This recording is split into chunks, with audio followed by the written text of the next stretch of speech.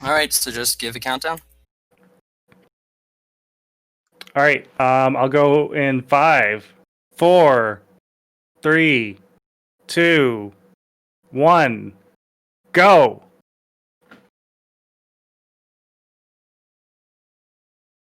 All right. Welcome, everybody. My name is Cosmic Angel. I am going to be running this seed. This is a really hard seed. And anyone who's played Ori casually or any kind of Ori rando will probably find this really, really funny and enjoyable.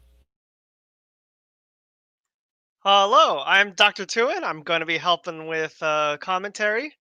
Um, Fun story. As far as I'm aware, other than the maker of this Plando, two people have completed the seed, and we're both sitting right here. Well, virtually. That's right. Dr. Chun is the first victor of this seed, and I am the second. And yeah, as far as we know, no one else has beaten it. So Yeah, the seed comes yeah. from Spine Sheath, who has made quite a few very fun and very difficult Ori 1 Plandos. This actually originally comes from an idea he pitched to me in a DM, asking if I wanted to play something ridiculous. I said yes, and so he made us a Plando where the primary goal is to beat the game with one skill, and that skill is Bash.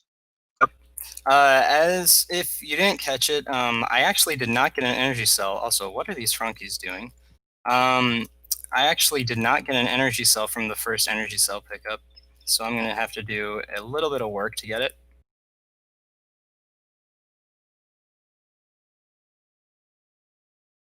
Hello, friendo. Yes, not there's not a lot that's in the correct place anymore in this Plando, so a lot of extra work's going to need to be done in order to get resources.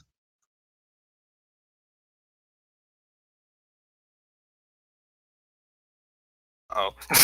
Oh no. Oh, that's time loss. That's alright.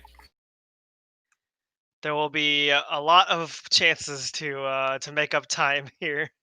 Right, this is, like, a time loss like that is really nothing compared to... Oh, that's actually a death. The time loss from 2 deaths here is basically nothing compared to the time saved that I'll get from getting another really long trick first try.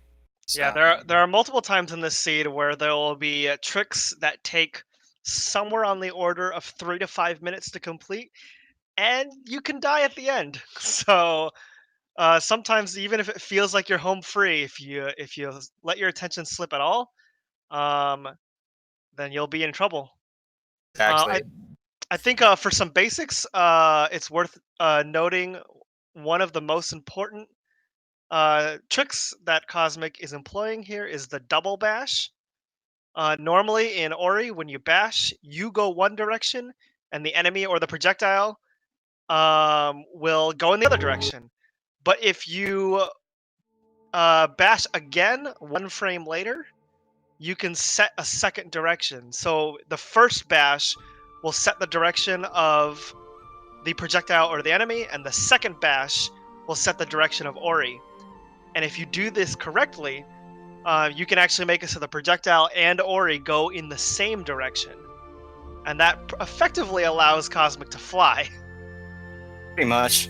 I intentionally did a damage boost here. That's so that I can set up a glitch called Ghost Door, where I just dip into the pool, take 1 bit of damage, and that way I can die after the keystones have been placed. And that basically skips the animation of opening the door. Alright, here come the bonus skills. Yes, the bonus skills. So the stream that I'm looking at is actually like 30 seconds behind. But Cosmic's speaking is giving me hints as to where we are actually at. The bonus skills. There are 2 bonus skills here. One is Wither. It allows Cosmic to intentionally take a death without any external damage sources. It can kind of help you sort of cut a trick short if you don't think you're going to make it. The other bonus skill is is the projectile tracking skill. It's noted in the schedule, not in the title here, but this is a no keystone restriction run. One of the big reasons this is true is because of that projectile tracking skill.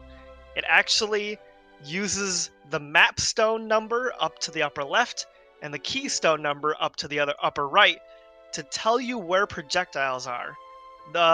This will become much more important later on, and we will explain why. But anytime he does track a projectile, it does permanently change your mapstone and keystone count. And so lifting the restriction on keystones just makes it so we don't have to be too picky on that. Additionally, it should be noted that the keystones are all in their vanilla locations.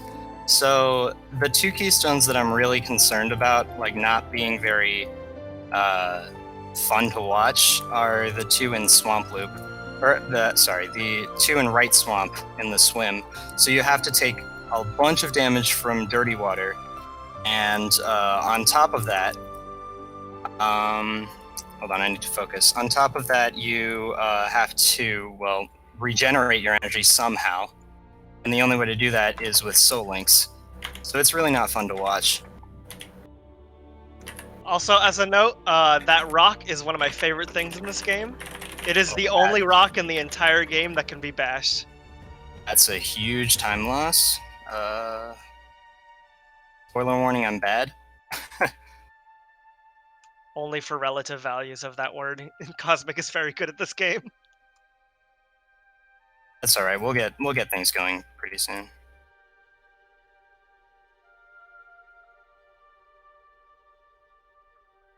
I'll just take some safe strats now. Hey, do you guys mind if I jump in for 2 seconds? Sure. Go for it. Hey, so first off, I want to welcome Wolf's Journey for the huge raid. Thank you so much, Wolf, for that raid of 27 people coming to support us over on All Kids Deserve to Eat. Thank you so much for that. Welcome, everyone. If you guys have not heard of this marathon, if you don't know what's happening right now, basically this is All Kids Deserve to Eat. It's a 2-day marathon where we are trying to feed as many kids as we can over in Ralston, Nebraska. All Kids Deserve to Eat is striving to improve and sustain the quality of life for students across America. Our specific objective is to make direct relief efforts to schools across America for the purpose of alleviating lunch debt accrued by students throughout their educational careers. And this lunch debt that they've accrued could cost them to the point that they won't be able to go to prom, they won't be able to get their transcripts for college, and things like that. So that's this cause. That's what we're trying to raise money for. We've already raised $5,000 on a goal of $13,000, and the first day is not even over yet. We have 36 hours to go, guys. We can definitely break this goal if we keep going at the pace we're going right now. So let's make it happen. Spread the word. Just you guys being here is enough, and I definitely appreciate all the support that you guys are giving us. You guys can take it from here. Oh. All right, while we're running through this area again, I do want to note one other thing.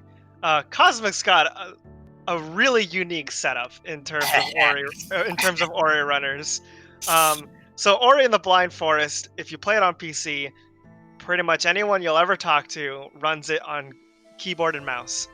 The next most popular setup is to hook up a USB controller and play it with a controller. Cosmic plays it with the keyboard only, and that to me is incredible. This means, for the most part, his bashes can only go in 8 directions: up, down, left, right, and the 45-degree angle diagonals in between. However, you may have already noticed that sometimes he has made adjustments to his bash angle that don't match those 8 directions. I had Cosmic explain this to me. This is equally incredible. If you hold bash and aim, right as he releases it, you can actually make small adjustments to the angle right before Ori releases. So Cosmic is holding onto an enemy with bash, releasing, and then adjusting before it's released. It's pretty incredible.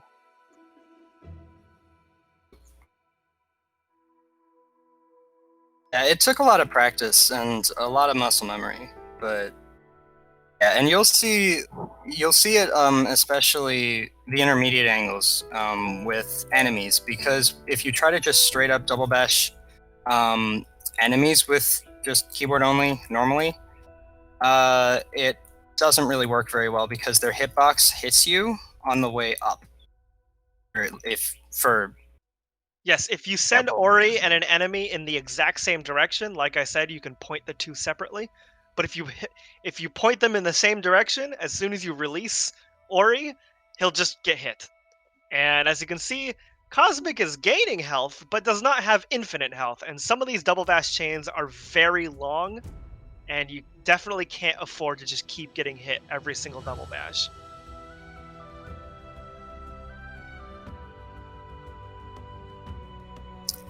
so in about, I'd say 20 seconds at this point, because of the delay, you'll see the first instance of no keystone restrictions, where I just place the keystones into the door from projectile tracking.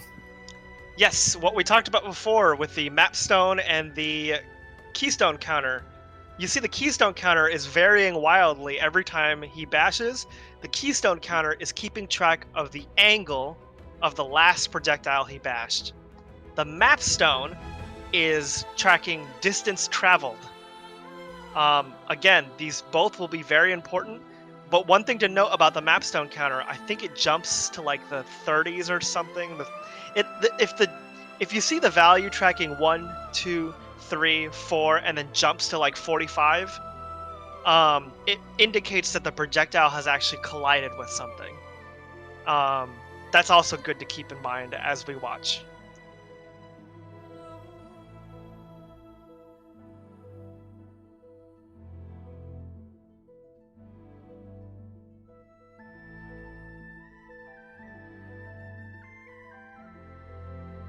So I have to bring this Frankie here with me down to Charge Flame Tree, if we're at that part yet. We are. I have to do a couple of those type of lures here, because there are some times when it would be a lot faster to do a lure like that. Like with Charge Flame Tree, the alternative would be alt R'ing coming back to Grove TP and then going straight back to Charge Flame Tree. But there are also some cases where it's impossible to get out. So a good example like that will be in Misty Woods when we go there eventually.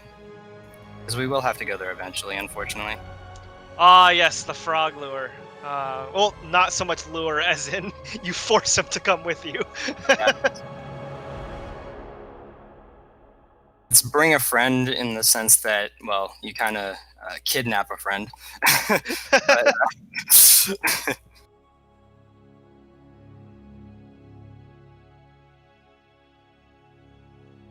so now I'm actually on my way to pick up the first relic. So we should probably explain what relics are. Ah, yes, of course. So, in randomizers, we have a lot of ways to set goal modes. The most common one in Ori 1 is all trees, in which you have to visit every single skill tree before you are allowed to try the final boss. This one's a little more unique, though. This one is called World Tour, and there is a relic in every area of the game hidden somewhere. So Cosmic actually has to collect all the relics before he's allowed to attempt the final boss. So even if he walks in the dungeon right now and enters the door, the game will actually just kick him out. So all the relics are hidden in pretty intense locations, meant to really accent how difficult it is to do things with just bash. And one of the first difficult tricks is coming up right here. This Frankie, I believe, can take 3 bashes? 4. 4. Okay, this Frankie can take 4 bashes exactly, and we actually use all 4. Oh, I meant it dies it dies on the 4th one, but yeah. So I guess Yes. yeah, you were right. Right. So it can take 3 and live, or it can take 4 total. Either or works. But we do use the exact number of bashes required on this. One thing Cosmic's trying to force here: if you get far enough away from the Frankie enemy, but before it jumps, it does a short hop instead. So we're trying to make it jump do a small jump here, so that we can then bash him over the spikes and proceed to the first relic.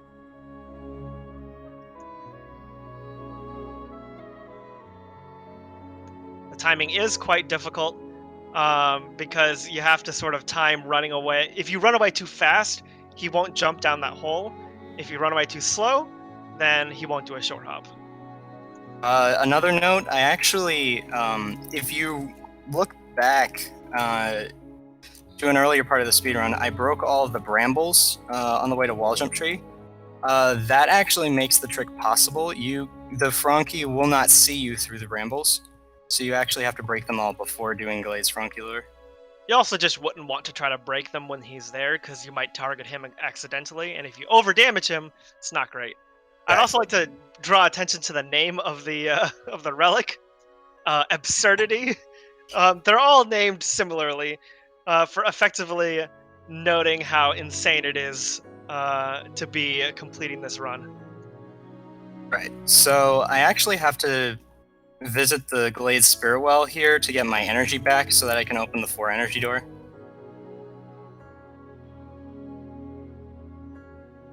And then I can continue forth.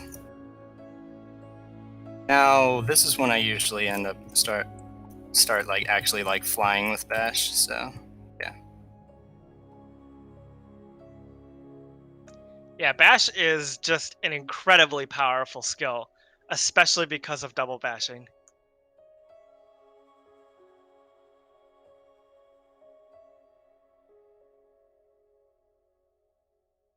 Zemsis in the chat asked if this Plando was literally released as I think it's beatable, go have fun.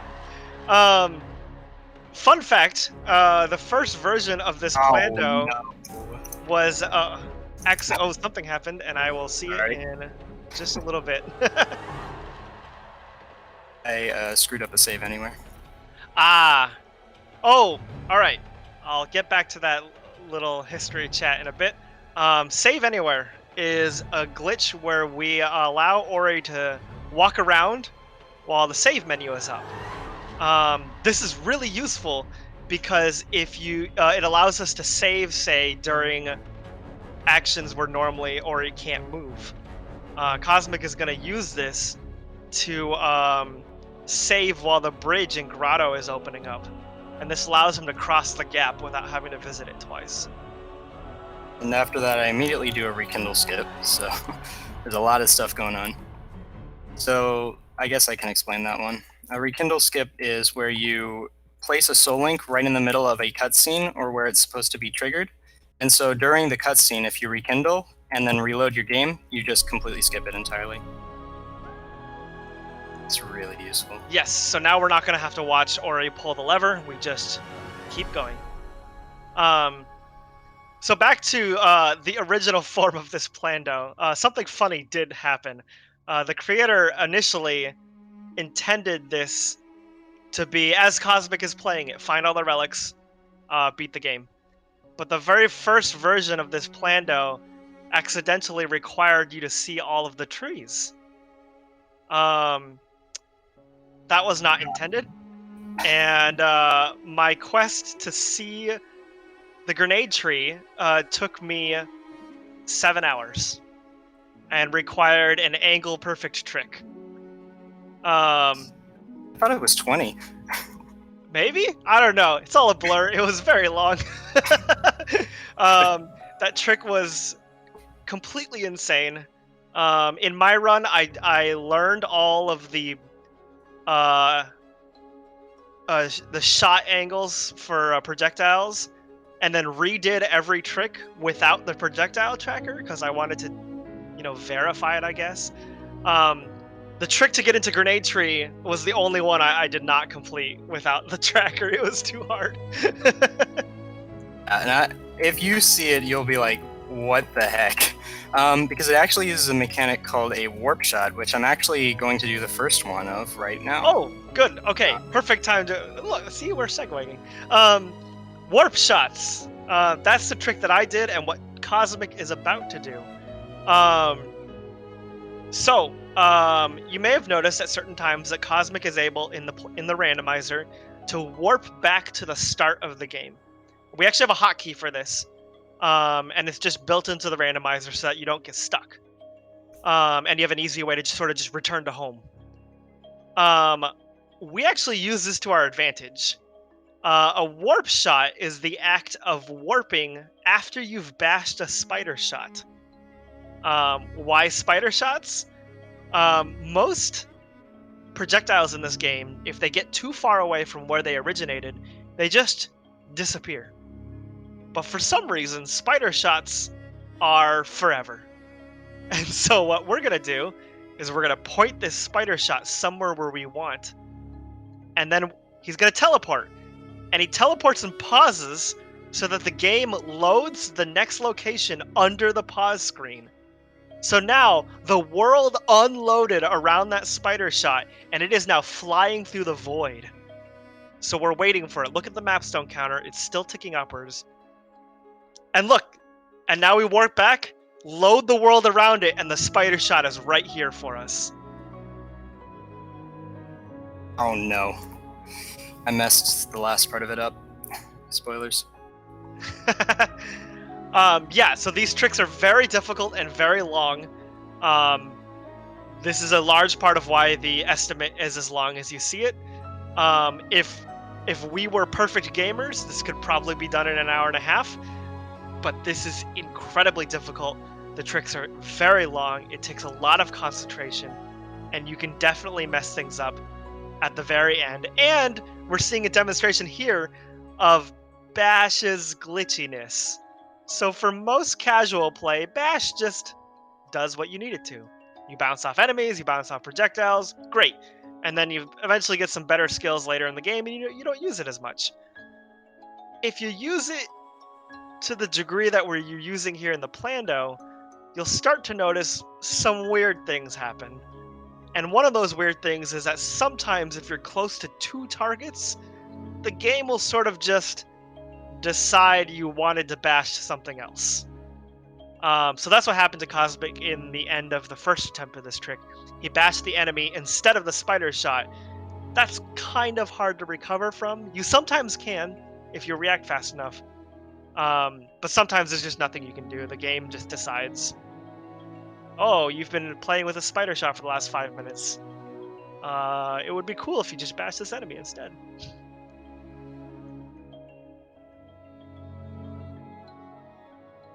Dodging the Frankie there specifically, there are a couple of places like that.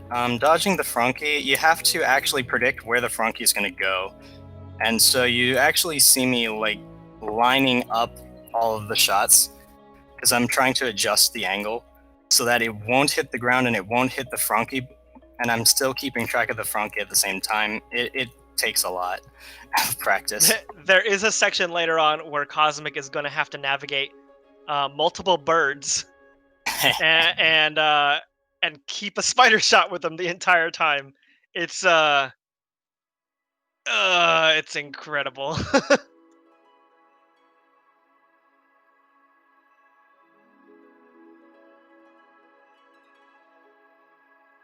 Spine Sheath mentions in the chat that some of these warp shots are a little constrained by Cosmic's angles, and that is correct, but Cosmic has found setups for everything, and it is pretty rad. That is correct. The biggest time save in this route, actually, also there's a music reference coming your way. I always double bash the beat to We Will Rock You on the way up through Guma's hideout. That's great.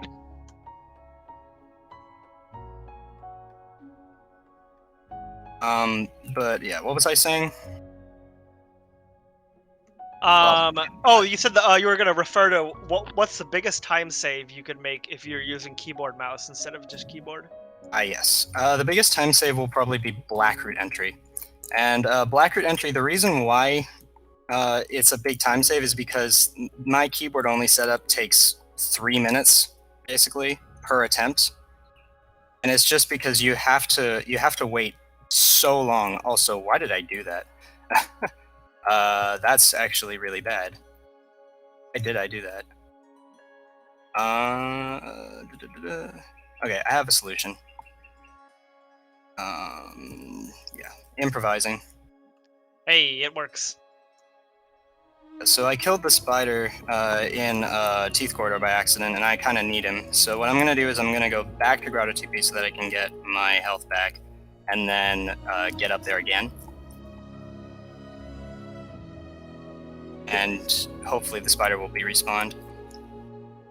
I could take a projectile all the way from the bottom of Gumo's hideout, but if I fail, then I have to start back from there.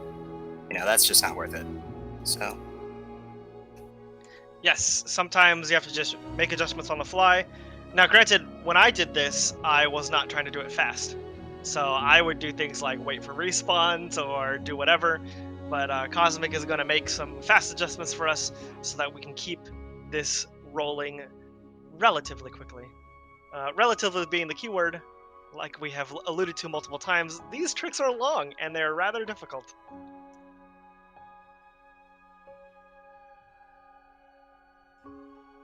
So what I'm trying to do is so first of all, I went to Teeth Corridor to unlock the Forlorn Teleporter. That is the one teleporter that you do not manually activate in the run. And from Teeth Corridor, I take a spider projectile from there to go into Upper Grotto. And there's a spider there that I can take a projectile through Iceless with. So I basically do 3 different double bash chains, and I call that a triple crown segment.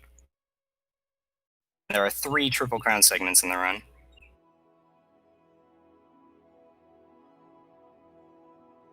Yeah, so this especially going up this column here that is going on my screen, really demonstrates how much you just fly when you double bash. It's pretty incredible and it's very, very fun. Someone in chat has already alluded to sort of jokingly to an incentive to do manual double bashes. That does make it worth noting that in the randomizer we have a free double bash button, because double bashing is actually a frame perfect trick normally. Stuff like this would be not really accessible to anybody if you had to do frame perfect tricks repeatedly. So there is just a button that we're pressing that enables the double bash. I should clarify, it would be doable. Also, I'm gonna get, actually, you know what? Yellow. You guys have a moment? You give me a few seconds. No problem. Take your time. But, so I was thinking about buying Regroup in order to regenerate my health, because you can actually use Wither and Regroup to Soul Link and get your health back really fast. But I'm going for a risky strat instead. This bash movement is beautiful. It really is I incredible. appreciate it. I just wanted to sneak in a quick donation that we got, Sure. if I may. There will be a better time in about a minute and a half. Yeah, just give me the word and I will sneak it in, and then you can go about your run. Okay. There will be a great moment to read donations, because we'll Perfect. literally just be waiting for like ages. Oh my gosh, this is really gorgeous. Yeah, this movement is definitely one of my favorite parts about this run. It's so incredibly powerful. Yeah, that is unreal. It gets better. And that's the incredible part. It's already so ridiculous, but it does get better. So now I'm gonna go. Oh wait, actually, I'll wait for the stream delay. But I reached the teleporter on my screen, so we will be heading elsewhere. I'm gonna be preparing for Blackroot entry for the first one.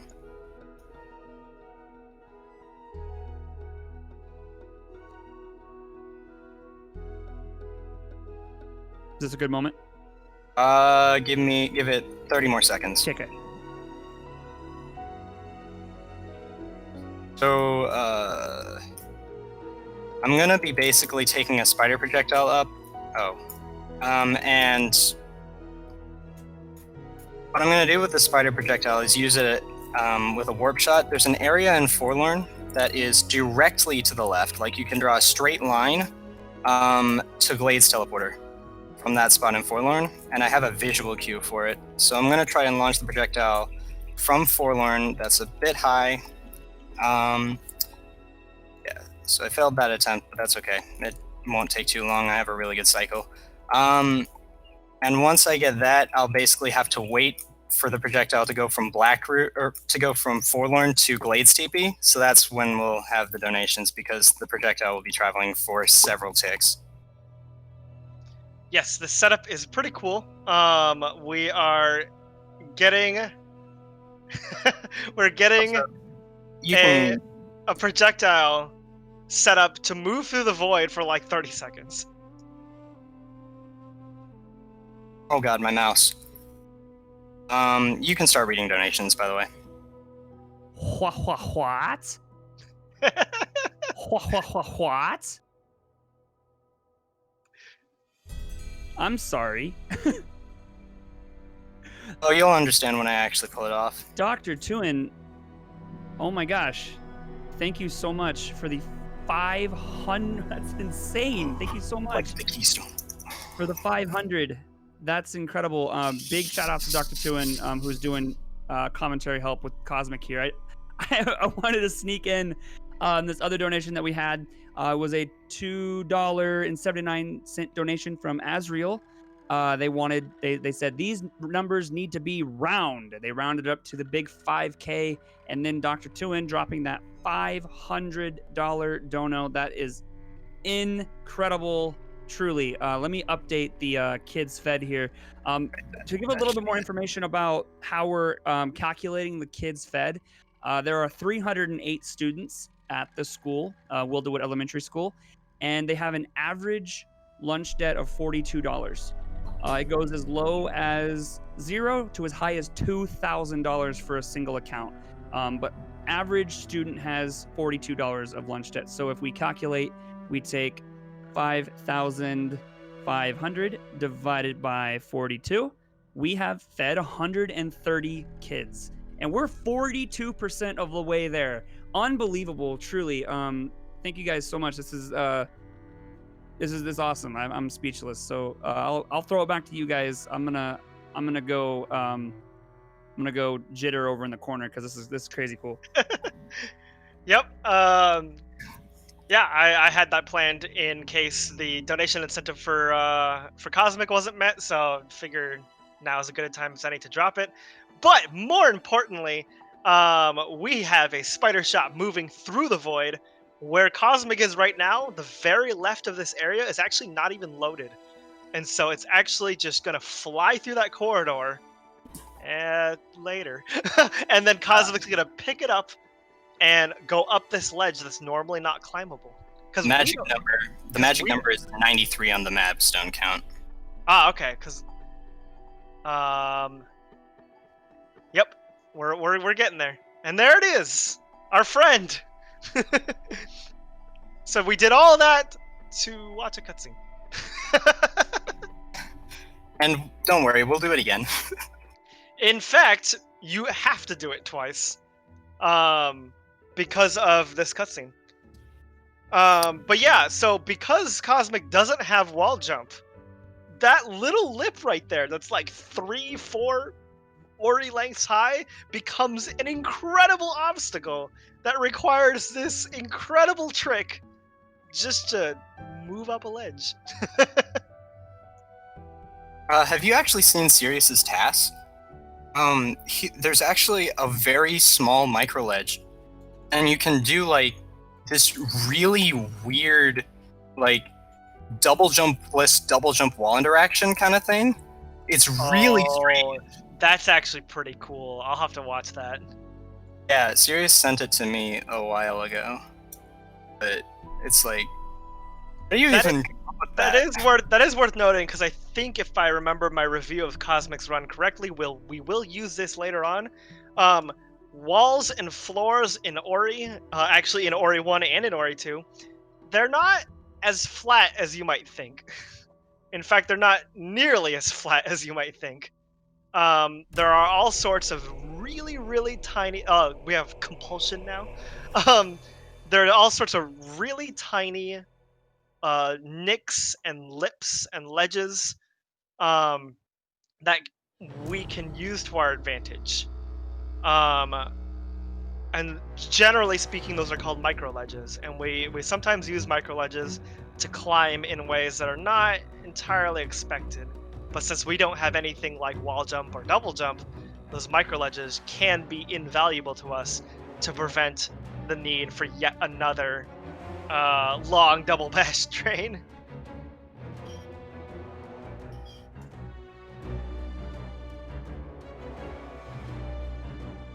I started to do wither regeneration and realized I didn't actually have regroup, so that wasted a little bit of time and energy, but that's okay. Oh, that was silly of me. So, coming up as I'm leaving Forlorn, the water vein is actually under the water in Forlorn approach, and there's a relic. The fifth one, Obsession, is on the cliff to the right.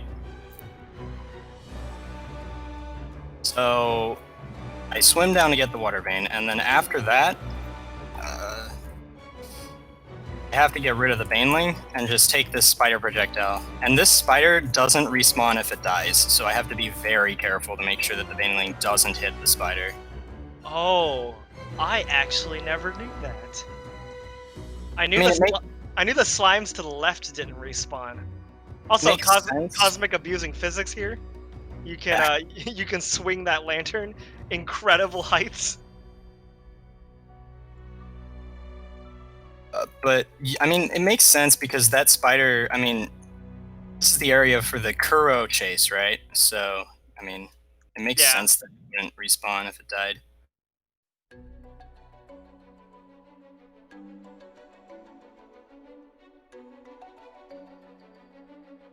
Right. So now here come the good parts. We are now obsessed.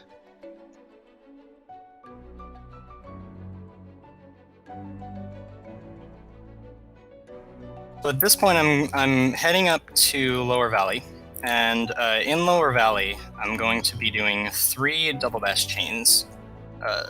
One of which is one of the hardest, due to needing to avoid several enemies. I actually don't think that. It incurs one of the largest time losses, at least. Absolutely, 100%. I will absolutely agree with that. I don't think it's that tricky though, per se, but it definitely is. It definitely is long. And this And is the it difference. is- This is the difference between surviving the Plando and practicing the Plando. Exactly. See, for me, that was one of the hardest tricks in the game. But Cosmic has much more experience with this, has taken it to the next level to speedrun it, so it is not surprising to me that Cosmic has a much better handle. So we can watch the master at work. We're actually currently also waiting for this baneling to respawn. This friend here is going to be very important to us. Actually, one property that hasn't been mentioned yet. Banelings take 0 damage from literally everything unless they explode. So they're very good for double bash shenanigans, because most other enemies, birds, Frankies, when we were in the glades, we were talking about a Frankie that could only take four bashes. But this baneling, if we really wanted to, we could fly him to Sorrow. He takes no damage, no matter what you do, for however long you do it. But on the flip side of that whole explosion thing, if you touch a micro ledge, he explodes. If you touch the wrong ceiling, he explodes. If he touches you at the wrong time, he explodes. So it is still a lot to manage, even though he takes no damage from bashes. So if the wall's been broken, what I'm doing now is I'm trying to get the spider to respawn by moving to the right and then coming back. That does actually make it faster. However, I'm getting some really bad luck, I guess. And it is just not respawning. Yeah, it sometimes takes a while for enemies to respawn. Respawn mechanics is definitely something I didn't necessarily master. I just sort of waited. But in a Okay, it's back now. In a speed run, sometimes it's a little frustrating.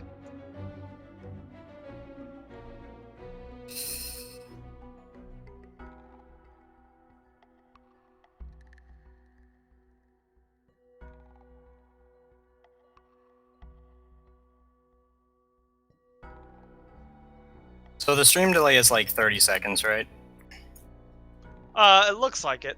Tell me what you're doing right now, and I'll get an approximate time for it. Actually, is the timer on the stream? Oh, yes. What does your timer say? Oh, I just did something stupid. It is at 40:24 right now. 34 seconds. Really? Oh my gosh. Okay. Yeah. Okay. If it was like 2 or 3 seconds, I would have been able to count down the magic happening. Third bash. Yes. But, I will discuss the magic instead. So Cosmic is dragging a shot here, for multiple reasons. Right now, we're trying to just break a floor so that we can keep going to Valley in reverse. It's actually one of the most fun tricks that really subverts normal traversal through this area. You usually fall through this area. A couple Plandos have forced us to do this, and it's incredible to see every time. One Plando in particular actually has you do this with nothing but dash and a bunch of energy. And that involves you levitating banelings with charge dashes, which is something. What is it? I think Zemsis and I have both passed that Plando, and I think we both at one point thought the trick was TAS only, to not only like 5 hours later manage the trick. Right, focus time. All right, so while Cosmic is focusing, I'll walk through what's happening on the hopefully up-to-date version of the stream timing-wise. But now we're going up to this column. Okay, clutch moment happening very quick, very soon. We're on our part of the stream, we're going up through the column, and Cosmic needs to dodge these 3 birds. Again, if you get too close, the game can get confused. And then It will pick one of the birds for you to bash instead. So Cosmic has to be pretty careful. So right there, he grabbed one of the birds. He reacted well. And now we're going around this one. Oh my gosh, what a dodge! We're nowhere near out of the woods yet. There are a couple slimes here that are coming up that you have to also not get hit by. And then... Oh, and then we shot the shot backwards on accident. Yeah, sometimes it'll look like you have grabbed onto the enemy, but the game still has you latched onto the projectile instead, which is like sort of another version of the bash glitch, the bash targeting glitch. So Cosmic might have thought that he was just going to bash away the enemy, but instead, by projectile, it just left. So yeah, that's one of the hard things, because it doesn't feel like Cosmic made a mistake. It just feels like the game decided, you're done playing with the spider shot right now, you should do something else. And we're like, no. So again, on our part of the stream, we're now back to the birds. We're gonna try to get around these guys. Oh my gosh, that bird is determined to run into the shot, and okay, the shot disappeared somewhere. What happened was my mouse went on screen because I accidentally touched my trackpad, and so I ended up bashing the projectile backwards. So. Oh, okay. So that can happen too. One of the woes of having a preferred control scheme that doesn't use the mouse is that you really don't want the mouse to interrupt randomly. It's not part of Cosmic's MO here. So the mouse needs to sort of just leave us alone. That's all right. Can I talk a little bit more about this trick? Yeah, go for it. So, in my casual playthrough, I actually did not do this. What I did was I went into Valley Entry. I just went up past the 3 birds and then pulled the lever, and then went into Valley Entry, got a Frunky to stomp the peg, and then continued up Valley Main from there to get to Valley TP. But this trick actually saves a lot of time because we We don't need to go into Valley Entry. Yes, we're being a little coy, but something cool will happen when the trick is complete. For those that know Ori really well, you might be able to predict what it is. If you haven't seen this before, then hold on, because it's gonna get really cool. Okay, I have to get it this time. Come on. So this is probably the first trick that I came up with, because I came up with the method for this that I'm really, really proud of, and it used a grand total of 81 double bashes. The current version, I shortened it a little bit to about like 75. It's still a lot of double bashes. Oh, Cosmic correctly understanding that he had targeted the bird even though the bash arrow was on the projectile. What a great save.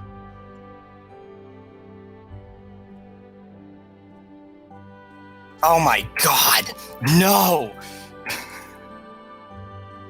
Oh god, you're gonna see what happened, and it's gonna be so Yep. tragic. We're gonna see this soon.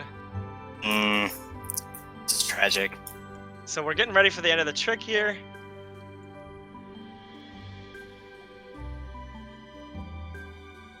I think I got 2 phantom bashes there. Oh no! Yeah, that was so bad. Oh, was that a target switch between 2 projectiles? No, it was, I think I got 2 phantom bashes, or I think I bashed 1 frame late twice, and so I never got a projectile to go up onto the ledge. Dang. So I just died to them, because I got hit by them. Yeah, it's pretty All intense. right. It's pretty intense. There is good reason we have a long estimated time here. These tricks are not easy, but they are incredible. Right. I'm pretty sure the shot was actually wrong there as well. I think I was too far to the right, Sure, makes sense. so I think it's fine. Hard to focus with all those green projectiles in your face.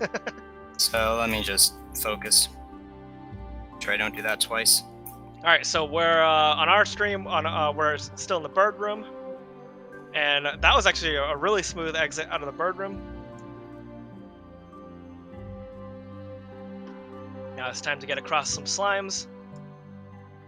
Magic number is 19, by the way. Yes, the magic number is 19. When Cosmic is going to release this projectile up, and when the map stone travel indicator hits 19, that's when we're hoping something happens. Given the target we're trying to hit, it might get a little higher, but if it gets to like 20 something, then like 22, 23, then you know it's gone too far. So we're waiting. 12, 13, 14, 15, 16, 17, 18. And boom, we have... What has just happened is Cosmic has sent a projectile all the way up to break a series of stones that bonks Kuro's head and starts a cutscene, and that teleports Ori to Valley entrance. What a trick. So that saves an entire trip up to Valley Stompless, because in my casual playthrough I had to go through Valley Entry and then take an extra trip through Valley Main to break the rocks, basically. 1 trip to break the rocks, and then 2 more trips for what we're going to be using that area for. But now I have to take 2 trips instead of 3. So and that's good, because the trick he just did is really intense. It's another trick with a pretty exact bash count. You cannot let that frog die, because we need his projectiles to progress up this column, which he has done beautifully. I remember that trick taking me forever to learn, because it's hard to manage whether or not you're bashing the frog, bashing the lanterns, or trying to get the frog not to hit spikes.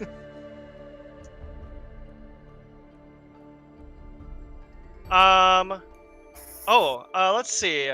We're looking to hop in for some donations. Do you think this is a good time? No, because of the cutscene trick. Or Sorrow Bash.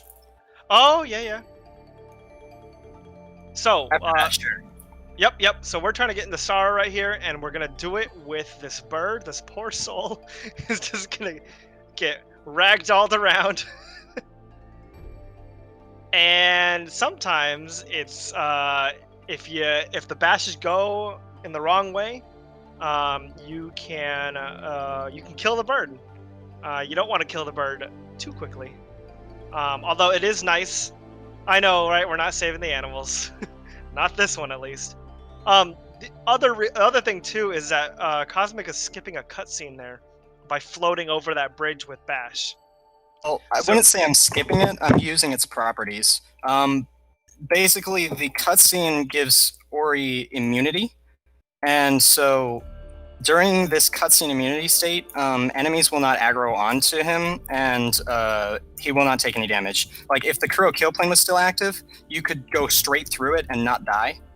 The Kuro will swoop in on you and just not kill you. But yes.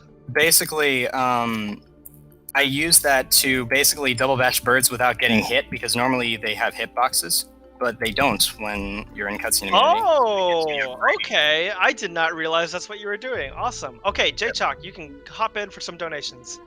Go ahead. Oh, doing the wrong thing. Although, I suppose he'll react to me saying that soon. Great. Can you hear me? Yep. Perfect. Okay, let me. We had a nice little donation train going. Really appreciate that, you guys stepping up big ways. Let's go ahead and read off some donations here. Let's start off with, we have Sineth with $5. I'm starting a donation train. Choo choo, all aboard. Those bleeping gamers with $10. Hey Cosmic, hope Oh, you're having hey. fun. I know I'm having fun watching it. Someone you might know, Cosmic? That's actually someone who goes to my college. Oh, fantastic. yeah. Well, they donated $10 and said hello and wishes you luck. TryGirl48 with $35. Hype. Thank you so much, TryGirl. And Dirksu with $40.55 with the message 555555. Unfortunately, we had quite a few snipes. It looks like Dirksu was trying to get the ultimate 55555. Truly thank you guys for those donations, and truly this run has been absolutely nutty, and the commentary you guys are providing is truly amazing. So keep up the good work, and I'm gonna throw it back over to you guys. Yeah, so if you notice, I went up to Sad Frog there. That was actually a request from Zemsis, so shoutouts to Zemsis. Ah, yes. The Sad Frog. I don't remember why that trick is called Sad Frog, but it is set up. It's generally set up to help break these walls, but we have exploding slimes, so we use those instead.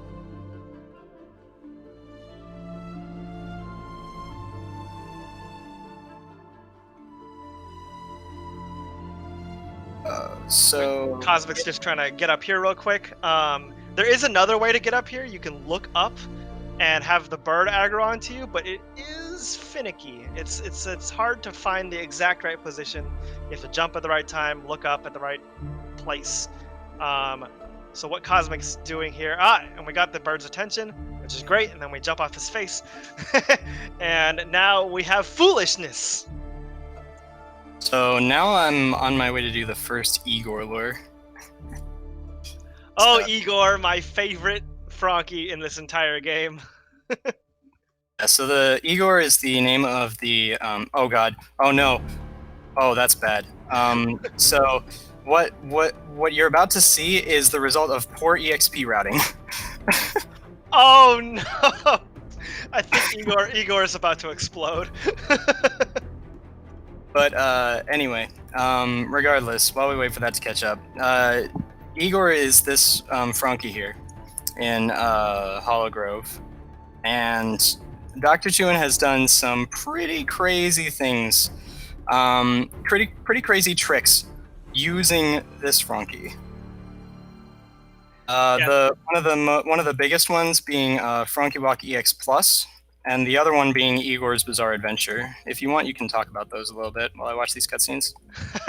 All right. Frankie Walk EX Plus is the act of taking that Frankie into the swamp loop with, I think it's just stomp and double jump. Stomp, double jump, and dash. And what you do is you get him on top of the big rock, and then you jump, double jump, stomp to get your double jump back, double jump one more time, and then dash over to the ability cell. And then the other lure takes that Frankie all the way to the bottom of Grotto, and it helps you get over the crushers with nothing but dash, stomp, and double jump again. I think. It's pretty.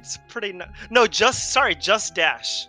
Yeah, that's what I thought. It was just dash because you charge dash with him in sort of vague proximity to you. You rocket jump with him in vague proximity. Sineth is looking to propose an ultimate donation goal. Go ahead. All right, hey guys, hey chat, this is Sineth here. All right, so I first off want to thank everyone who's come out and donated $1, donated a couple of dollars, anyone who has been watching the stream, promoting the stream. Again, thank you so much. Your support on this issue for All Kids Deserve to Eat means so much to the world, to us right now. I just want to kind of give you guys an overview of where we have come from on just this stream. We started this stream with $3,600. We are currently at $5,590. That is insane. We have raised almost $2,300 in this short amount of time. That is absolutely crazy, guys. So here is my ultimate donation goal. Can we get to $6,666.66 by the end of the marathon today? Yes. I think we can make that happen. So chat, let's make it happen. Let's hype it up. Let's get to $6,666.66. That's 50% of our goal right there. Let's end it on a high note. All right, And let's also segue that into a really, really nice trick. So this trick is the Ginso entry. Yes, You want to explain that? yes, we are going to enter Ginso. So you might wonder, why are you in Valley? Well, to talk about that first, we have to talk about parallel. No, not really. we do have to talk about teleportation, however. What Cosmic is about to do here is just, it's so powerful. I love this. So it turns out the area we're in right now is literally straight left of the Ginso tree. So what we're gonna do is we're gonna warp a spider shot. So Cosmic is setting that up right now. What's particularly incredible about this warp shot is that, if you may remember from earlier in the stream, it took us a lot to get into the entrance to Ginso. We have to teleport there and then use Igor to bash our way up. Cosmic now has to do all that while racing a projectile that is traveling through the void. If he's too slow, you can literally be too slow and miss your window of opportunity. So that's why we're pausing, because when you're paused, the projectile stops, and now when that white flash comes up, everything is loaded in the next location. We're still racing. That mapstone counter is going up, and we are racing. We need to beat that projectile to the entrance to Ginso. And so okay, never mind. I was going to explain something, but I need to focus here. Yes, focus. It's not an easy trick at all. We need Igor to come help. We go. And we need the slime. Come on, slime. Okay, so the Ginso tree interior is not loaded. When Cosmic walks through the door, we'll load the walls around the projectile, which is currently in the void. So if you recall earlier, And there's our shot, just magically waiting for us. now the thing about that entry is there's normally a cutscene that plays when you enter Ginso for the first time. So I actually have a split called Enter and Exit Ginso Tree, just so that cutscene doesn't hinder me. Because if you saw that Yes. projectile was right in my face, I would not have had any time to look around. So what kind of also just happened here, when you go through teleporters like Cosmic just did, Cosmic actually needs that shot through the first 2 whole rooms in Ginso Tree. But the transition to the second room is through a teleporter. And it turns out when you go through the teleporter, the game takes a little bit of time to load Ori in the next location, but it doesn't take any time to warp the spider shot. So the spider shot can actually catch up to you and collide with you. So Cosmic was pausing to try to catch the moment when Ori teleports through so that Ori can load behind a pause screen, and that way the projectile doesn't catch him. Because obviously we have enough health to eat a hit. That's not a problem. The problem is if you eat the hit, the spider shot's gone now. So here we are, we're going to give it another good old shot. The spider shot is moving through the void once more, and we will hopefully beat it to the entrance and hopefully get that teleport on our second try. And it's building up speed for 12 hours. Yes, it's just going to backwards long jump into the Ginso tree, and then we're going to bash it.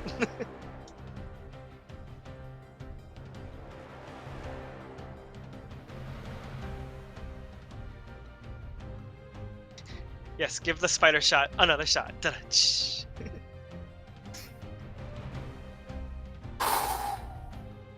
Alright, we made it to the entrance once more. We're just waiting for our shot to catch up.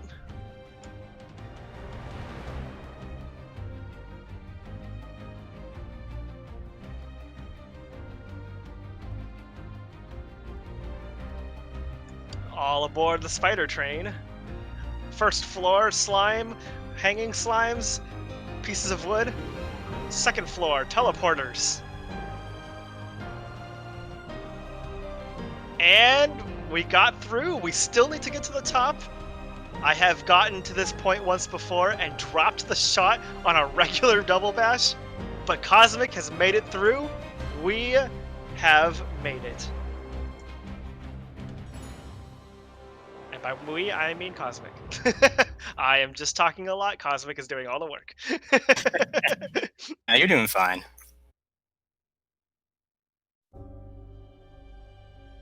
So now we get to jump through these teleporters with nothing but our face. We don't have double jump. We don't have any way to redirect ourselves. So you kind of just have to take damage and move through the best you can. And you can actually get bounced in between teleporters and just repeatedly take damage. It's pretty rough. But Cosmic makes good work of that. We're actually approaching a boss fight. A mini boss fight.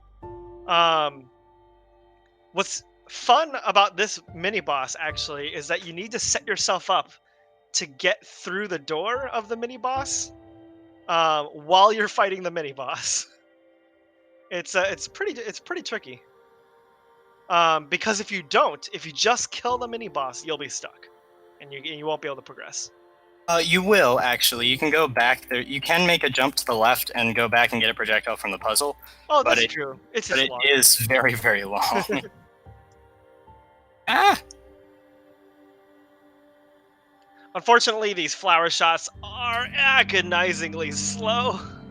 So every time we repeat a trick, we just gotta chill, relax, wait, Enjoy the view.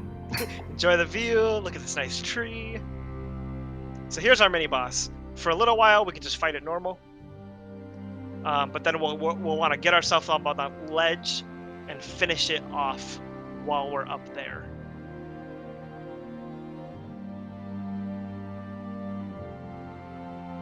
Cosmic taking a little bit of damage there, but yeah, it's fine. Oh, except we took a hit. That's fine. It's a pretty short boss. It's not too bad. As you guys have already seen, some of the longer double bash chains lose a lot more time if failed. Failing this boss is it's not a huge deal. So now we're setting up his health again. He needs to give us a projectile so that we can set ourselves up on the door. And there we go. So now we just chill. Oh, perfect. And he's through.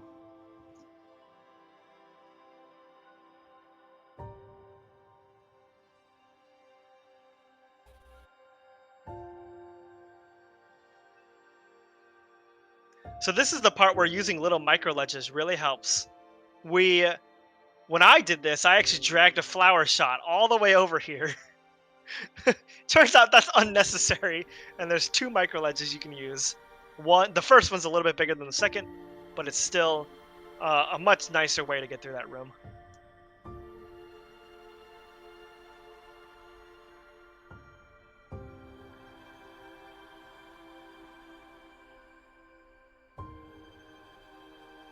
That trick is a little nuance right there. He bashed the lantern up and then bashed it again, and by moving it up by just a little bit, made it so that we could clear that ledge. And now we get to use some more Frankie flying. By the way, the only reason why I get the bash tree. Oh yeah, why do you get the bash tree? The only reason why, yeah, it's just for the heal. Yep. Every time you get a skill tree, your health and energy are refilled. As the Frankie can do a lot of damage. I am infarting. Oh no! And falling. Getting over at level.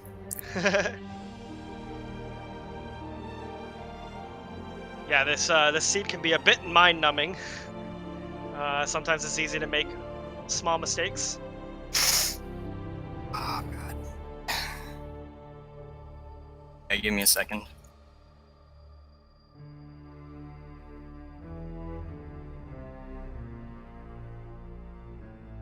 One thing also that's different from this game than from Ori 2, Will of the Wisps, if you're coming from that game, is that we have to manually set our saves in this game. If you forget to set a save, sometimes dying will set you back a very long distance. So it's good. Actually, at the beginning of our run here, that was actually a problem. We had so little energy that you actually sometimes didn't have an opportunity to set a save at all. But Cosmic is now to a point where instead it's more of a matter of whether or not you remember, and it can be easy to forget to set a save while you're focusing really hard. Speaking of focusing, so you can set yourself back quite a ways. this is going to be a focus time moment for me. All right, we are making it up here. Nice. And so now we actually have to deal with this boss here. And normally dealing with the boss is just giving him back his projectiles. But in this case, it's a little more complicated than that. We actually need to kill the boss and send ourselves up at the same time in order to catch a lantern as it goes loose, to bash ourselves upwards. And then from there, I have to hit a micro ledge.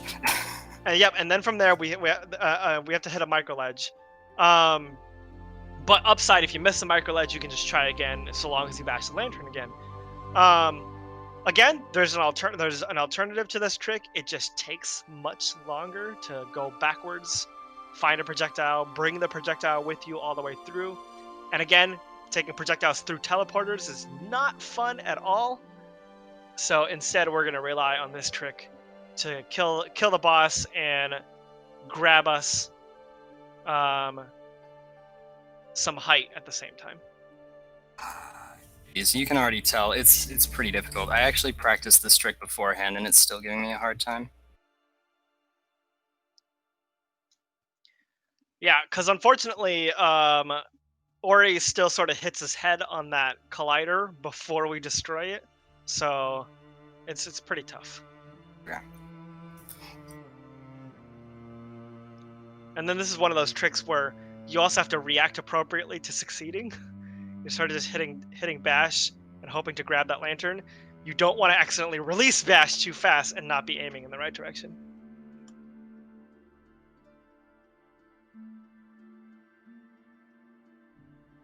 And since I see it here, I will note, thank you Speedrunners Arena for the raid of 33. Right as Cosmic gets the trick and gets the micro ledge first try, let's go! That was super clean. Cosmic just felt the Very power of the raid, and he just went in. So one thing that I'm going to say coming up, the donation incentive was met. I am going to do the Ginsu escape with the water. So yeah, So, that's gonna be interesting. normally, if speedrunners want to make this easier on ourselves, we have a glitch called waterless. You can actually start the escape without triggering the one-hit kill water. And it makes it so that you can pretty much slowly puzzle through it like any normal jump sequence. But we've met the donation incentive, so we're going to do this normally. Which means now there's going to be water rushing below Cosmic, chasing him through the entire sequence. You don't get a lot of time to think. You just gotta go. And when you only have Bash to work with, turns out that's a lot of go that you need in you. Do I have a little bit of time before we start the escape?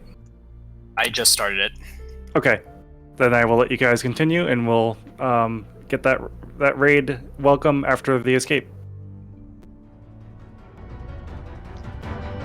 All right, on our screen, we have just started. We're just about to start the escape.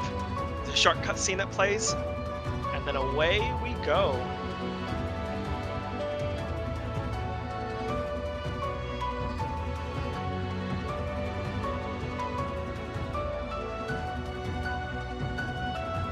Here we need these enemies, spider shots. We need everything in here to help us get through.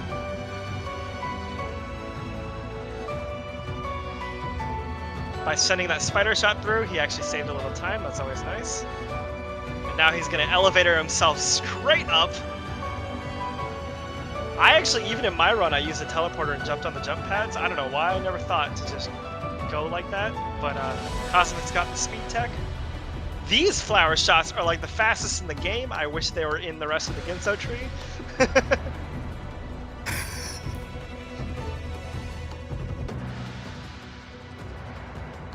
We're still going. We're using these shots now. We got another Frankie friend. He wants to be our best friend, so he's going to help us out. But then we dunk him. Sorry, Igor is my best friend. And here we go. We're at the top. Just a few more regular bashes, and up and through. We're done. What a great first run. Straight through. Easy game. That's unbelievable, by the way. Nah, just easy game. Anyone can do it. Cosmic showed us the blueprint. Cosmic showed us the blueprint. He's No, for real, congrats. That was so good. Also, so clean. For no reason at all, fish, when they're bashed, go an incredible distance. Makes them a very easy enemy to handle with bashes.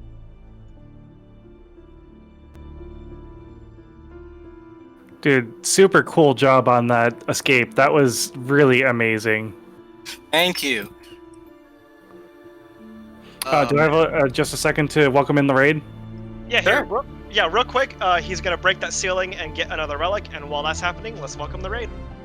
All right, so Speedrunners Arena, thank you so much for that raid. Welcome everyone from Speedrunners Arena. My name is Sinith. You guys know me from the commentary that I do over on Speedrunners Arena.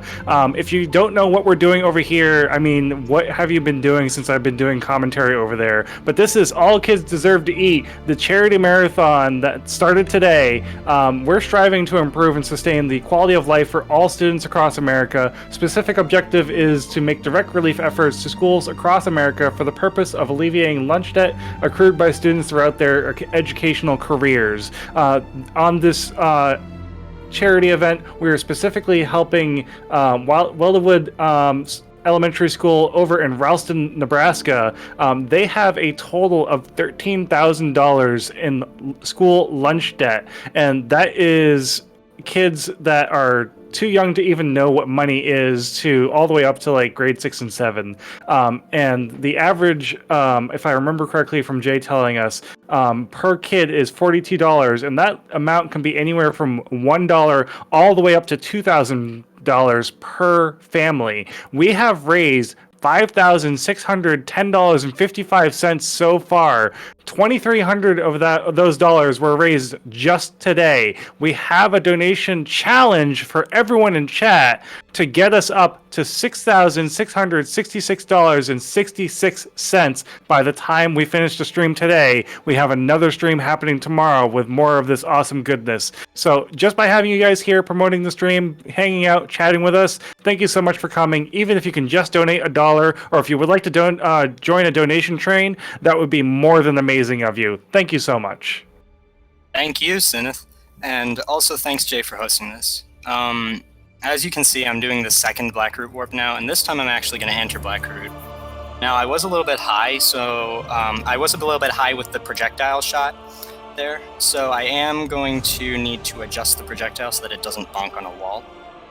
But yeah, that's all right. Blackroot entrance 2, this time for real.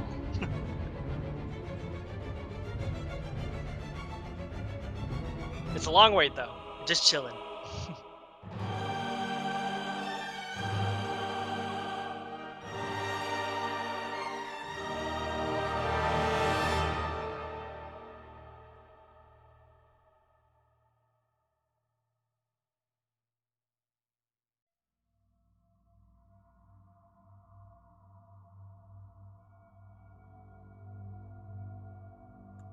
That projectile's still going, man. Oh, and there it is!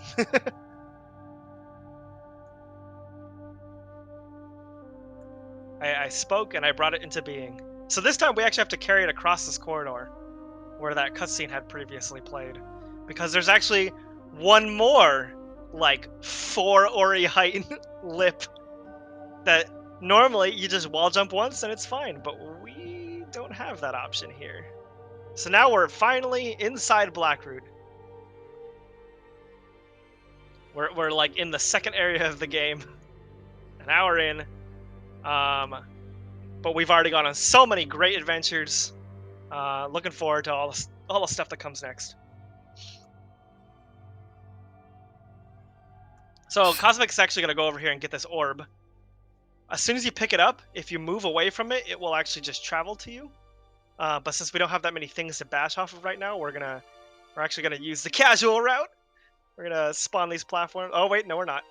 We got the attention of a spider, as is best to do in a run like this. Ah, missed a platform, but still, this is what we're aiming for. Come on.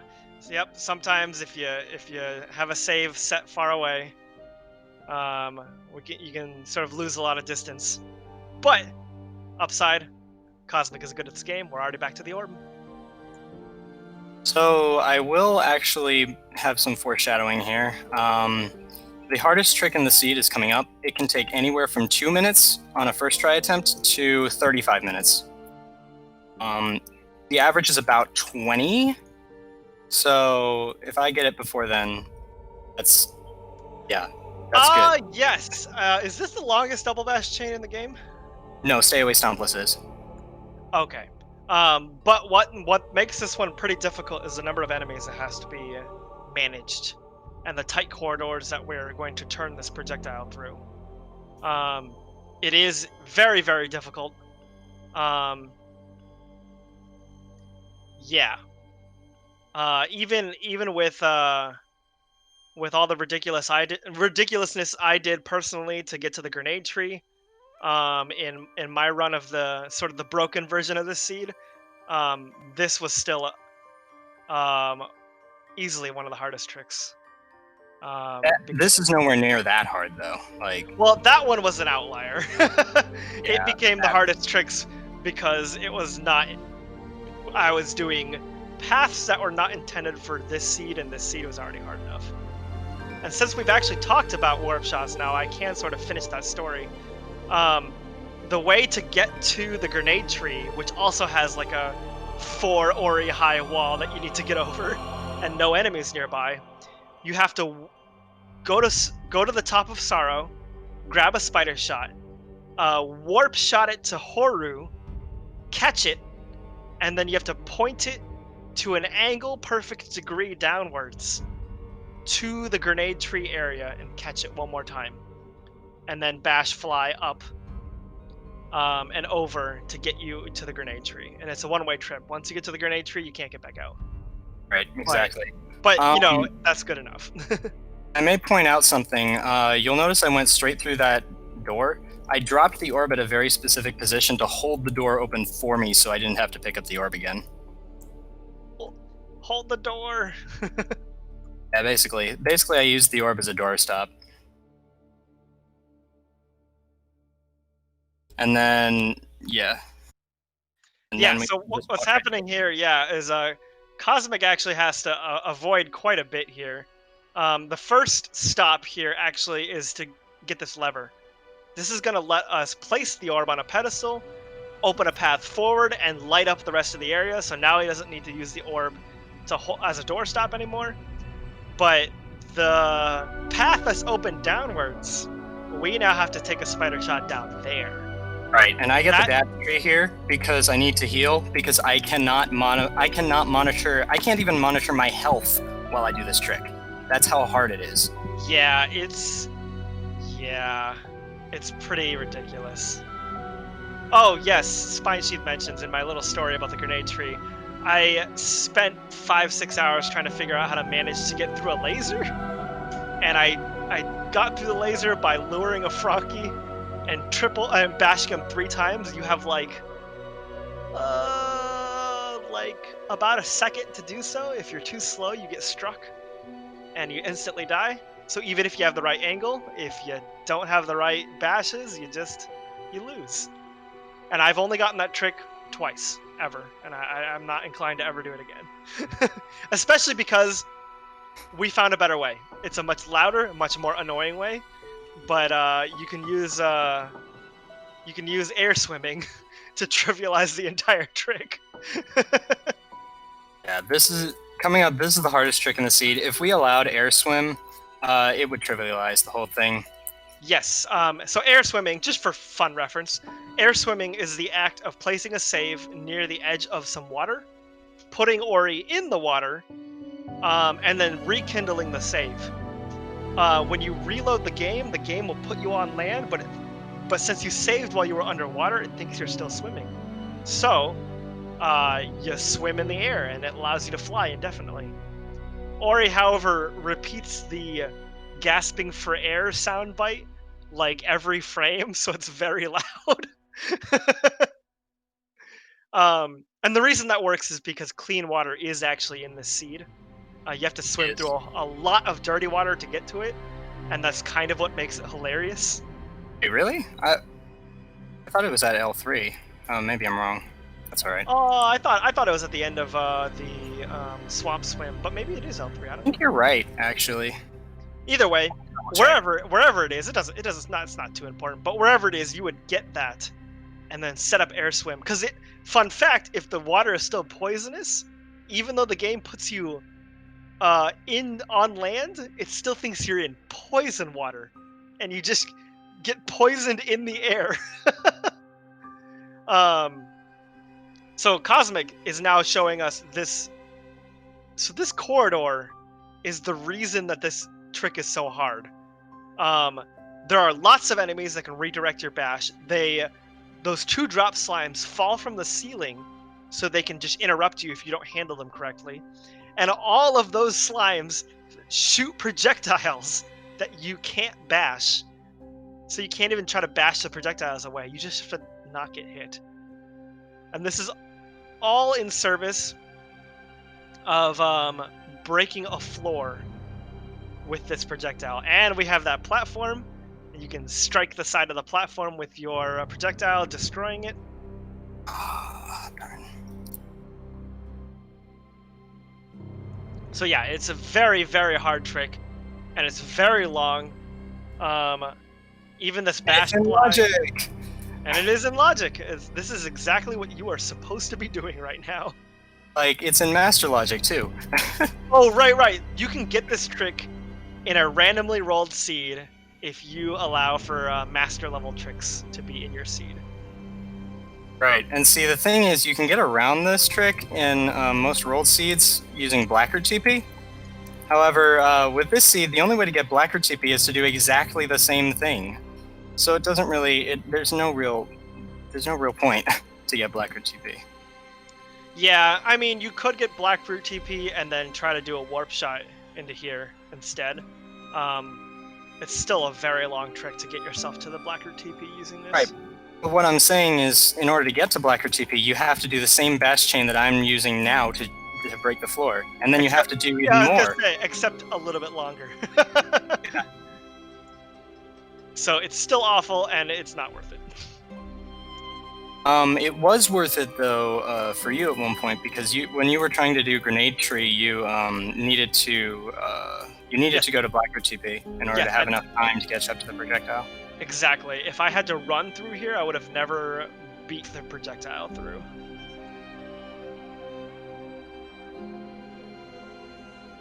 All right.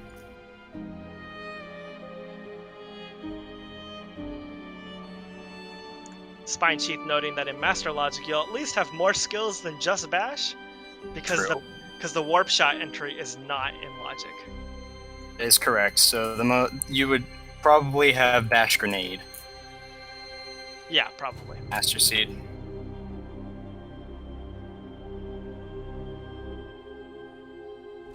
Or double jump. Oh, double jump wall interaction is my favorite thing.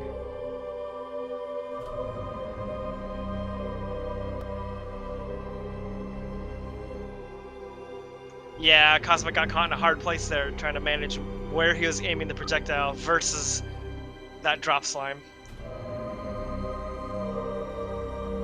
Yeah, the first leg of the snake, as I like to call it, that little corridor section, it's the most awkward, I think, because you have to aim that shot right, or you don't have to, but it's very hard to save if you don't. Also, this platform cycle really sucks. But the other three legs as well, the fourth one, like, when you reach the fourth one, your nerves are really, really stressed. Like, you get really, really stressed out just because, Yeah, funny right story. The fourth leg is actually not that bad, but by the time you get there, you've just been on such a journey that aiming the final shot can be a huge challenge. I just miss, usually. I think that's the one trick in this seed. Just aiming the final shot is the one trick in this seed so far. Or at this point, there used to be a couple others, but at this point, I think aiming the final shot is the one trick in the current route that I have a less than 50% success rate with. Oh, wow. Yeah. J-Talk is asking what kind of pace we're on, and I actually wouldn't know offhand. For the final time? Yeah. What kind of pace do you think we're on? My current pace says 2 hours, 11 minutes. There you go. Looks like Cosmic's got all the answers. Oh my gosh, that slime body blocked the projectile. Yeah, they do that. What a Chad. Alright, second leg for the first time coming up. Ooh, see, we're 30 seconds behind. Hype. Build up.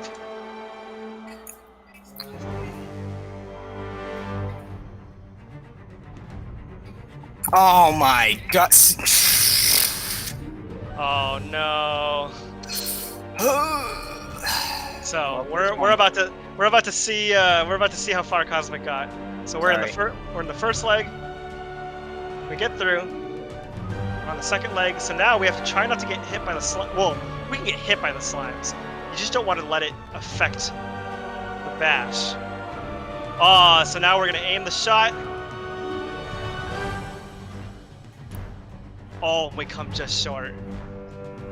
It's tough because you can elect to get closer, but the closer you get, the higher risk you run of accidentally bashing a slime instead of the projectile. Right, that's why I never did it. Yep, so it's a big trade-off. The best way to do it, if you wanted to do it that way, would be to skate the projectile really close to the ground. And that's just, it's already so risky that you may as well just go for the shot where he goes for it. And it's honestly only worth it to skate it close to the ground if you're trying to get the Blackroot teleporter.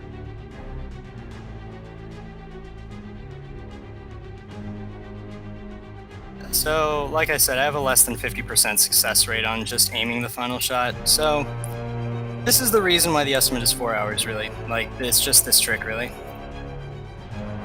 It's tough. There's no way to really make it consistent. You can practice the seed for, you know, several hours, and still not it consistently. There was at one point, my PB had a first try Blackguard Bash. Oh my gosh! Yeah, that was the thing.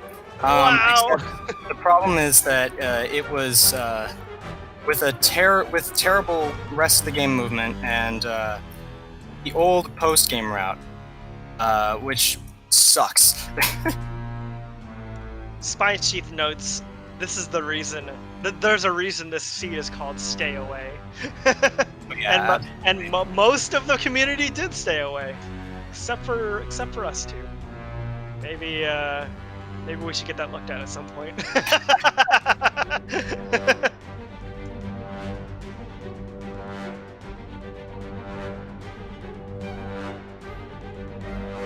Yeah, so we got that Chad slime trying to body block us some more.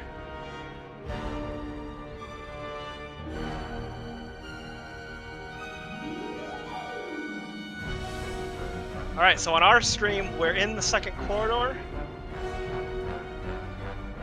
Going down, getting into the third. All right, here's gonna be hopefully our second shot.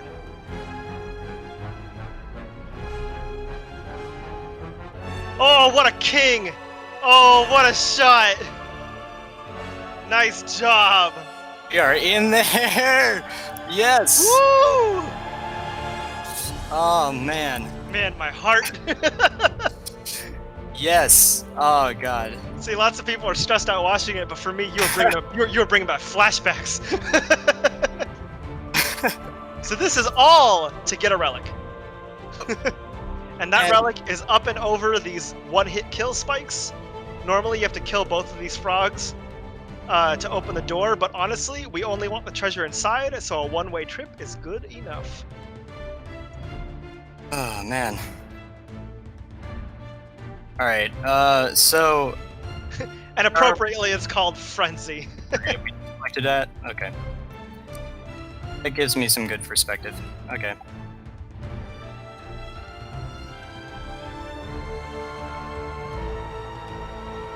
So, the next relic is actually in Misty Woods, and I need to be very conservative here at the very beginning. I need to not lose very much health at all, because I kind of need my health for the rest of Misty. I won't get a chance to heal until Climb Tree. Alright, is this a good time for J-Talk to jump in for a bit? Sure. Yeah, sure. There is a lot of cool movement here, so yeah. It speaks for itself. Hello, can you hear me? Yes. Fantastic. First off, GG on that unbelievable bash chain. It was incredible. Truly a sight to see. I wanted to we got a donation here from Cheese Reaver for $50. That trick is stupid complicated. Here's some money for the kids. Thank you, Cheese Reaver, for that donation, and hope everyone is enjoying this truly impeccable display of what's possible in Ori and the Blind Forest. Yeah, so this is nuts. I'm looking forward to the rest of it, so I'll leave it back to you guys. All right, thanks, Jay. So if you actually notice, sometimes I'm taking deaths. I took one death to make the Frunky respawn at the correct position, but sometimes I'm taking deaths because my health is low, because health is that important in Misty. It's faster for me to wither and go for the damage boost strats later on than it is to continue with the health that I have.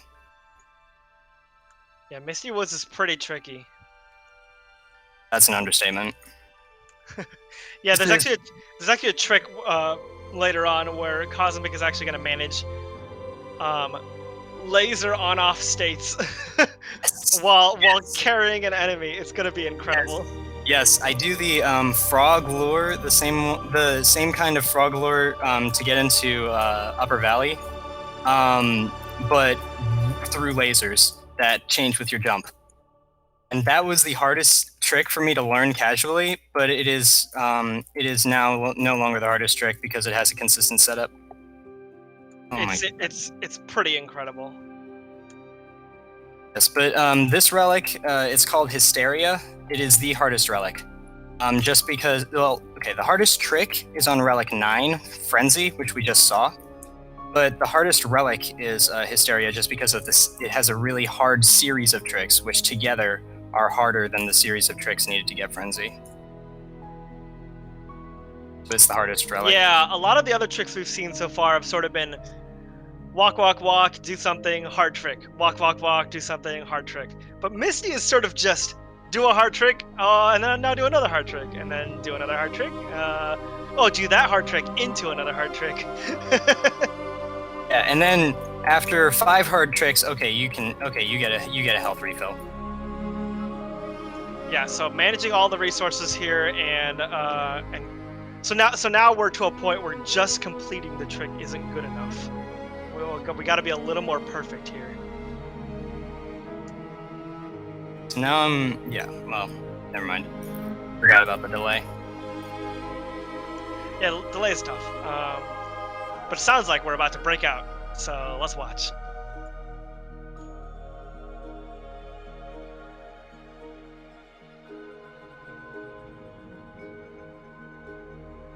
Hey, nice. So now Misty Woods transforms, and we actually double back as if we want to leave. It's too spooky, we want to leave. But just kidding, it's something different now. So we're going to take this bird through a zigzag. Which again is pretty hard because when you double bash with an enemy in mind, you can't do straight lines very easily, otherwise you get hit.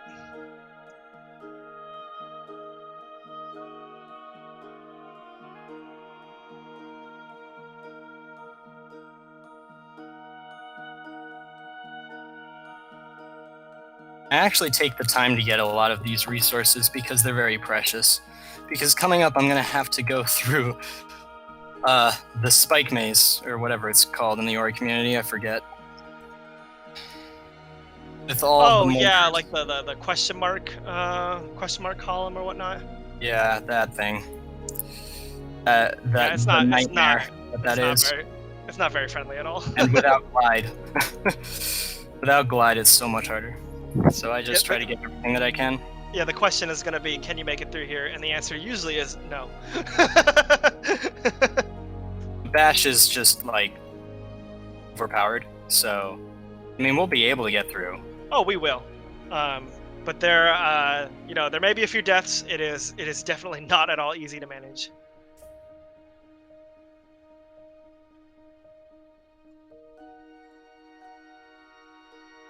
Cosmos playing a big game of stop hitting yourself with the frog. Get some... Well, but didn't drop any health, so... Frog is a sore loser. And we're going to clear out the slime, and then Cosmic's going to do something really interesting. We're going to take a save here. And then we're going to die. And then when Cosmic respawns, he's invincible for a short period of time.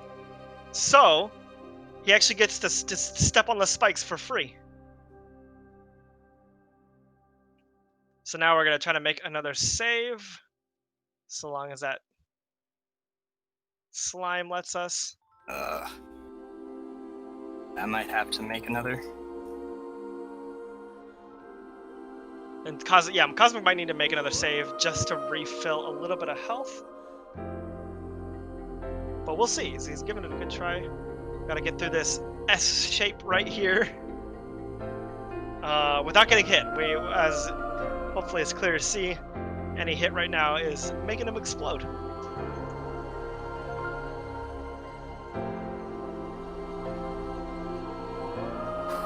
Go through on my screen, at least. All right, we're making it through soon.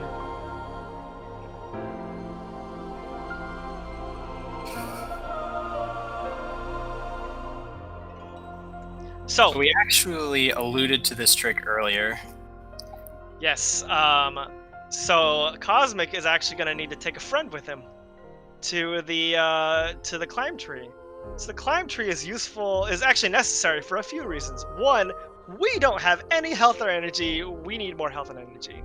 But two, Misty will not transform into its next form unless we touch the tree.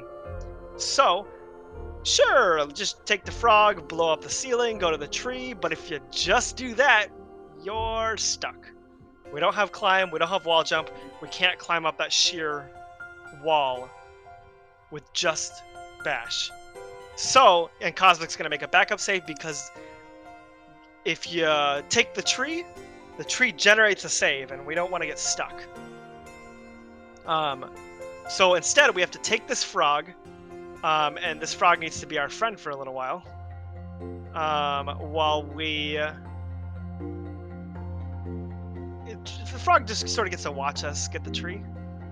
It's a very cool cinematic. I hope the frog enjoys it. Where? So if you saw me take a death there, that's because the frog actually unloaded. So, yeah, it wasn't there. So yeah, if you take enemies far enough away from their home, and then they walk off screen, they just stop existing. So we sort of have to keep our eye on him. We have to babysit the frog also.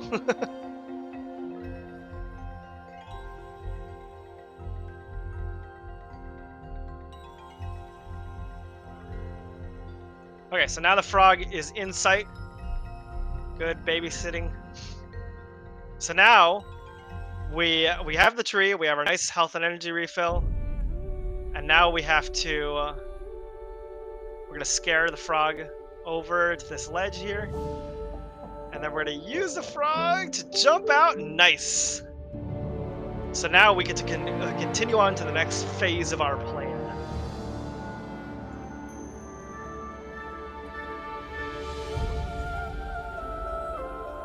Which is to juggle a lot. Oh wow, barely making it.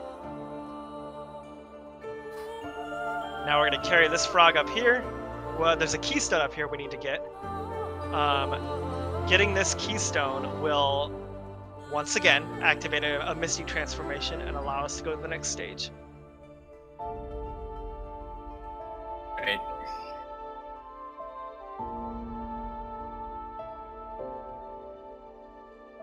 Here we go.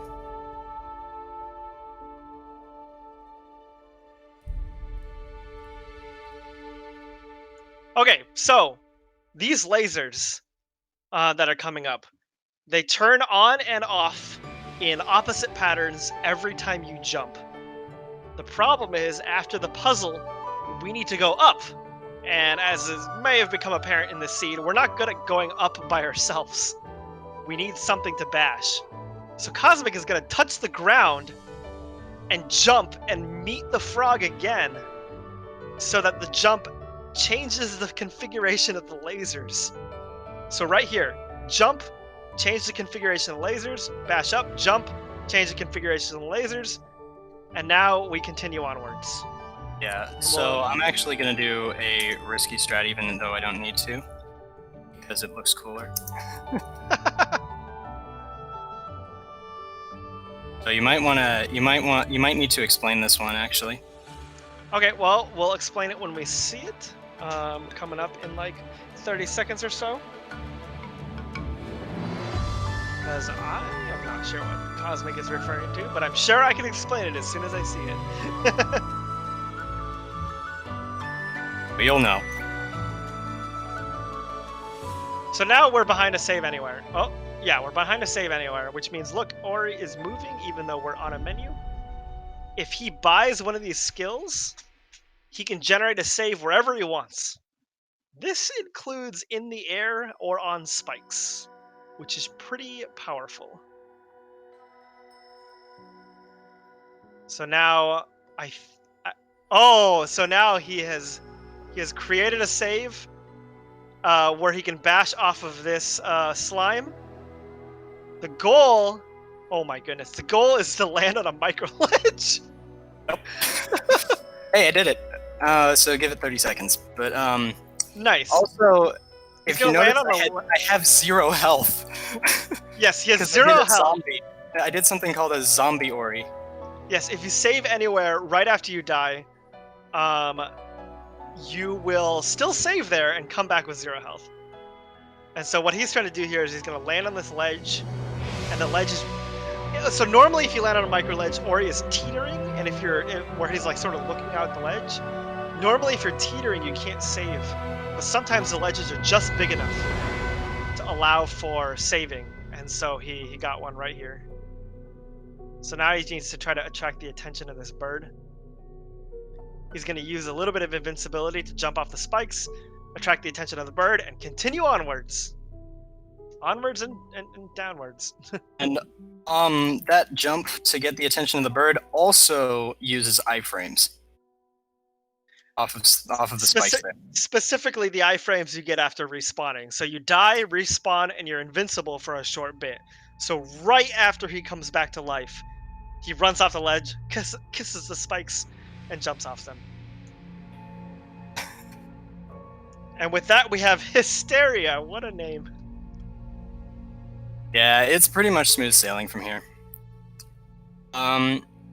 So now everything from this, or a lot of things from this point forward, are new.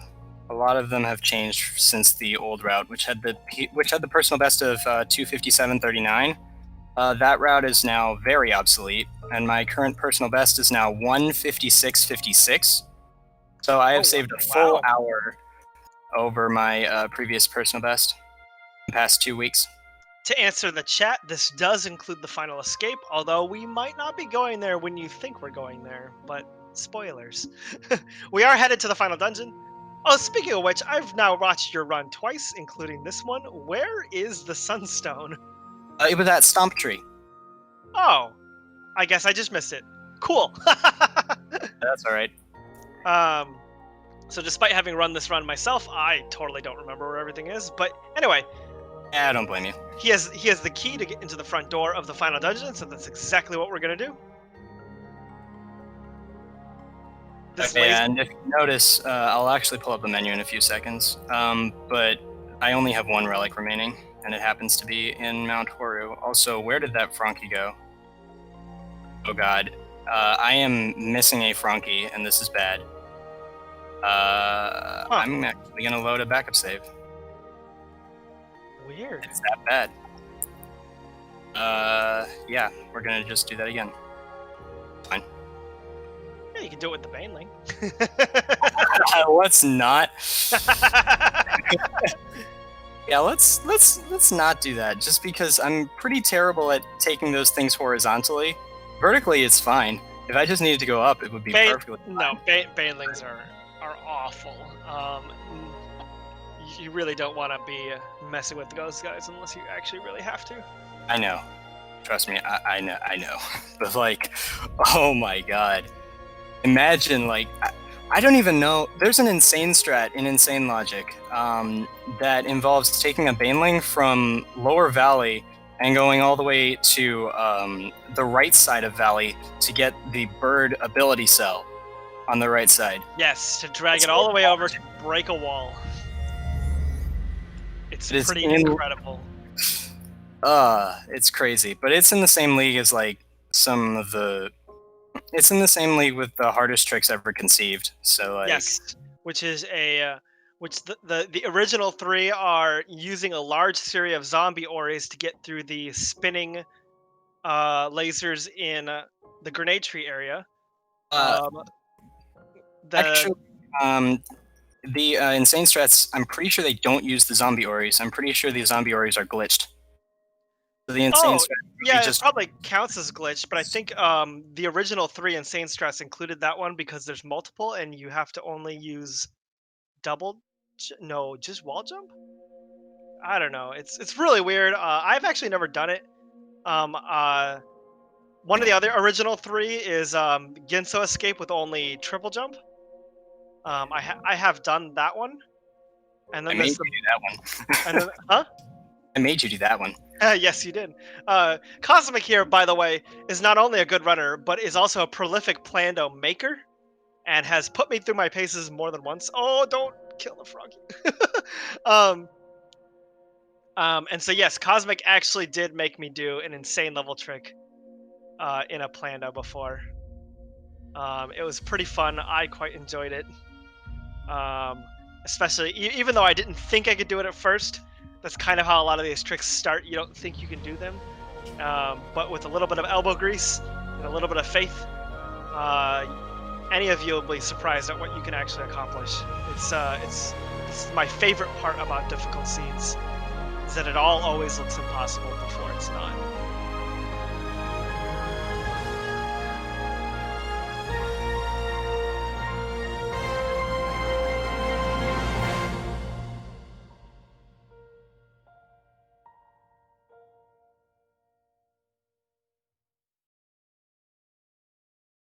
All right, now we're in Mount Horu.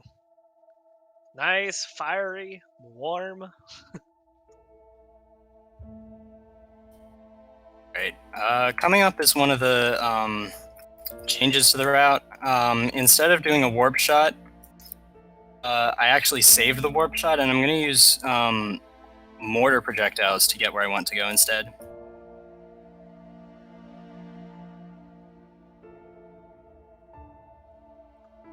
Yep, we're gonna mess up this boss here. Take a save. This is a little bit tricky, though. Yeah, this is another one of those. So the reason why this is tricky is that those worm projectiles have extremely heavy gravity, and so it is working around that is really weird sometimes. Yeah, like that. And so it's really easy to, because normally, like with spider shots, they go in straight lines wherever you bash them. So just make sure you don't angle Ori in a way that hits it. Whatever, you're fine. But with these, you could like bash it straight to the right, and then bash Ori a little bit downwards, and the shot will just dip right into you and kill you. So the sort of intuition on where you and Ori should be going with each double bash, the rules just work differently with these projectiles, and it's sometimes hard to deal with. Yep. Especially going through a thin corridor like the one that I have to go through here. Yes, because you That's sort of really you sort of always need room for the projectile to like rise and fall because of how fast it falls. But if you're in a thin corridor, you really don't have room to send it up. But you can't send it straight right, otherwise it'll just crash into the floor. So this double bash chain is rather short, but it is pretty difficult.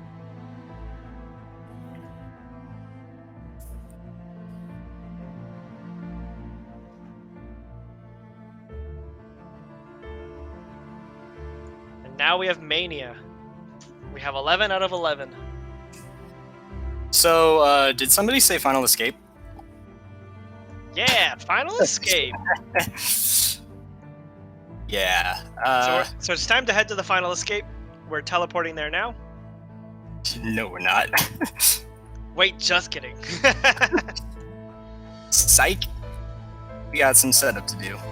Because there is no way to climb up to the area to start the Final Escape. So what are we going to do?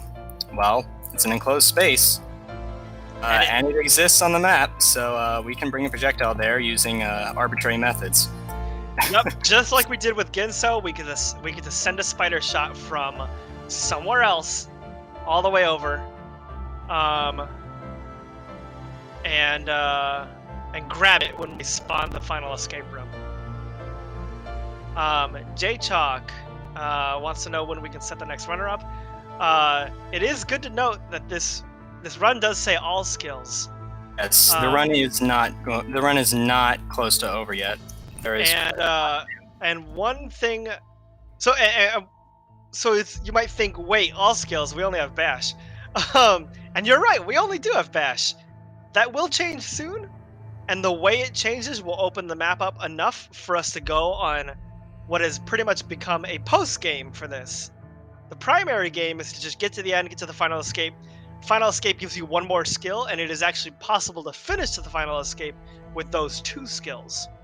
But there is a fun post game now where we can go on a little collection rampage and go get the rest of the skills in the game. And I actually used this concept in a lot of my Plandos. That concept came directly from this seed. So that was directly inspired by Spine Sheath, and I always credit Spine Sheath in my special thanks. Or I credit Spine Sheath somewhere in the seed for this concept. It's a very fun concept. It sort of builds out sort of like a second playthrough sort of feel to it. Yeah, exactly. And good luck finishing with 2 skills. I think I did finish with the 2 skills. You did, yes. 3. I refused to progress. Wait, 3? Oh. Yeah, you had Stomp as well. Oh, yep.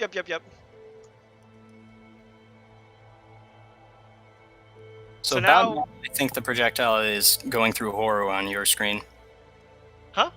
When the mapstone counter hits 72, that's when the projectile enters Horu. Got it. I think we're at 65. Okay, I need to focus here. All right, so he's gonna focus on catching this projectile. We're just chilling. Actually, it's just fuzzy enough I can't tell what the first number says. They're like 80 something, maybe? So now we leave the room because we don't want the walls of the final escape room to interact with our projectile.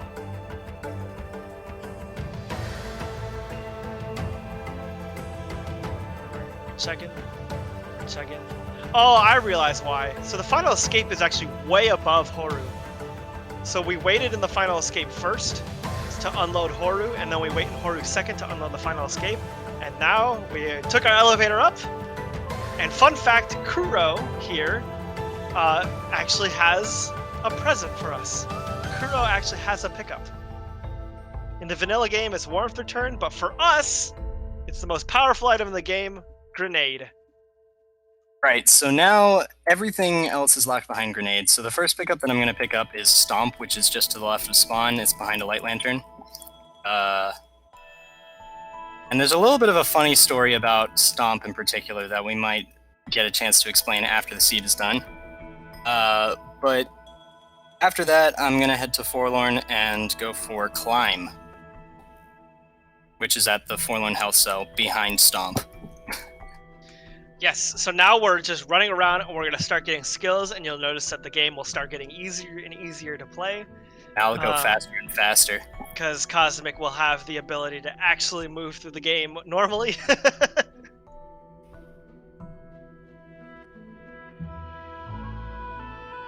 So I think I'm the only one that does batch grenades like the way that I do. How do you do them? I fire the grenade and then, like, on the first frame possible, I press bash. Oh yeah, I've done that too. I don't really see it that often. I mostly see people actually throwing the grenade up. Depends. It depends on what you need. Because throwing the grenade up a little bit is really good when you have double jumps. Double jumps and glide, because then you can do bash glide movement. Oh, that sucks. Well. Yeah, so these lasers are one-hit kills. They're very dangerous and very annoying.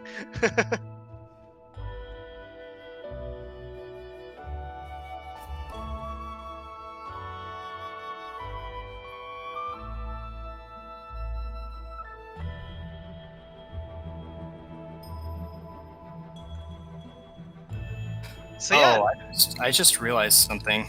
Oh, you're gonna like this. You got fried. You're gonna like this. I need an ability cell.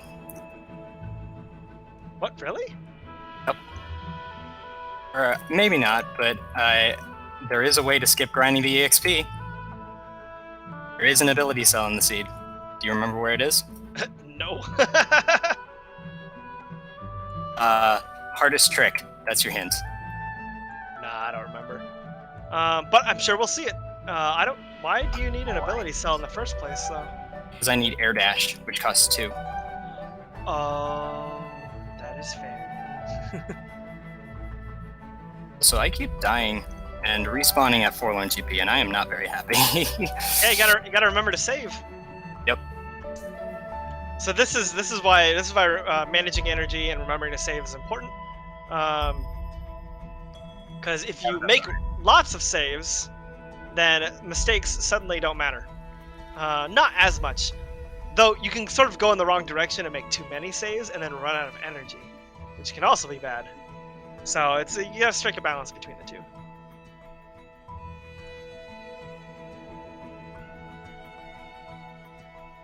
I actually don't think we ever talked about Wither.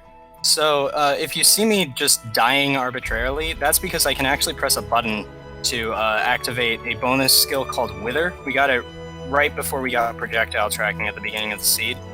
And it basically, whenever it's activated, it insta-kills Ori so that you can respawn faster if you mess up a trick.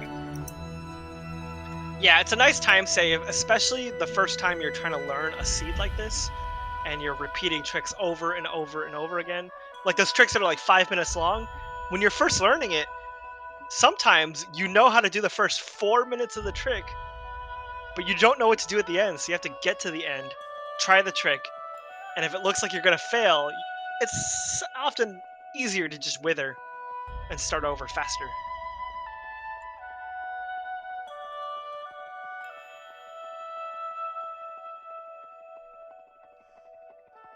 Okay.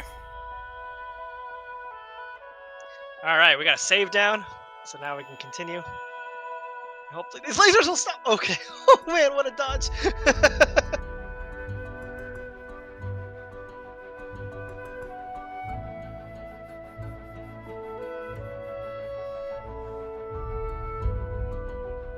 Wait, yeah. Yeah, so these lasers are pretty crazy. Is to me one of the most welcome changes in Ori 2 was to make them not instant kill. for the most part, there are still a couple of instant kill lasers, I think. Right, but now there's walls. Yeah, but not all of them. Some of the ones in Willow are not walls, and you can just walk right through. So the ability cell that I mentioned earlier. Oh, by the way, the next skill that we're going to grab is Charge Jump. I'm actually going to avoid. Well, I'm going to collect some of this EXP. Actually, no, I'm going to respawn. I have an idea. So the ability cell that I was referring to is. Oh, actually, hold on. How am I gonna get there? The ability cell is at Grenade Tree. So I'm trying to think of how to get there. You can always get Charge Jump first. Right. True. That is a fair point. But I think I'm actually gonna go farming XP. Then we'll visit Charge Jump Tree then we'll visit Grenade Tree because, well, we have time. Yeah, okay, I'll have enough, actually. Just farming XP. So as we can see, he's going through Blackroot, and it's so much easier because we have Climb now.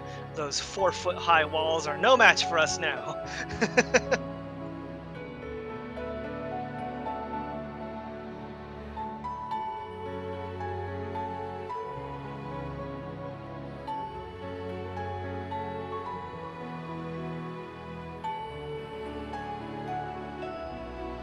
It's also collecting up all the EXP you can find along the way, so that we have enough ability cells to get air dash, which is just so useful later on.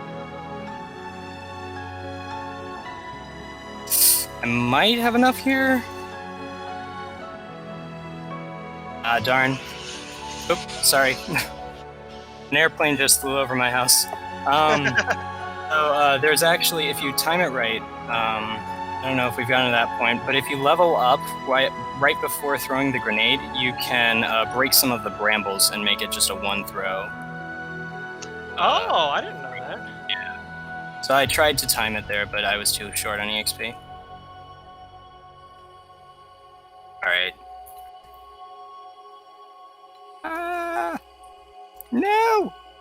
No! Oh my god, we're back here. What? Oh, did we not save frequently enough? Nope, probably not. Oh, now that I know I need a little bit more.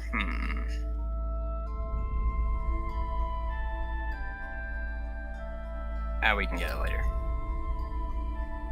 So this is a sort of a big fight room.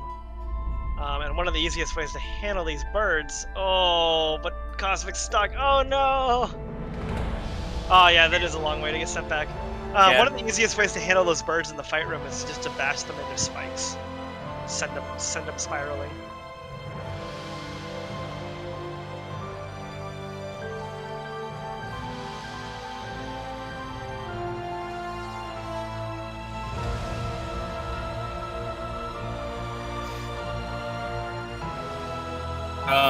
Just as a warning, I'm going to be entering Lost Grove soon, and that tends to lag tremendously. So the stream is going to go. It's going to look like it's dropping frames when it's actually just both my OBS and my my game just lagging. It's not my internet or anything. Yeah, some areas in this game are hard to handle.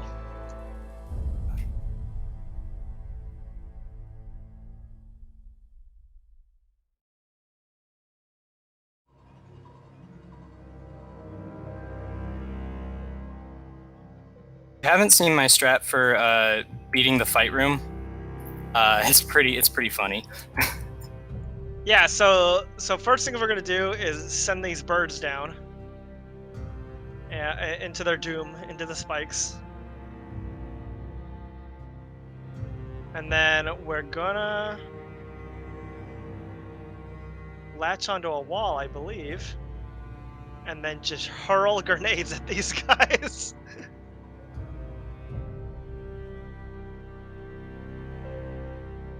You can technically do that from the ground level too, but then you'd have to dodge all the spikes that are firing at you.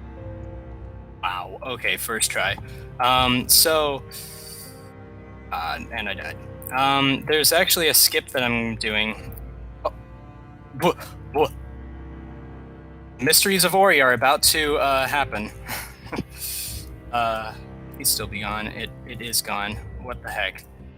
I did a skip called Puzzle Skip, which skips the long scene of throwing the grenade and having it bounce off the two trampolines to break the floor. You can just break it with grenade from underneath. But then I died and respawned, and the grenade floor is just... Oh, you'll see. Yeah, so that grenade breakable floor sometimes just disappears. Yeah, And it's so weird.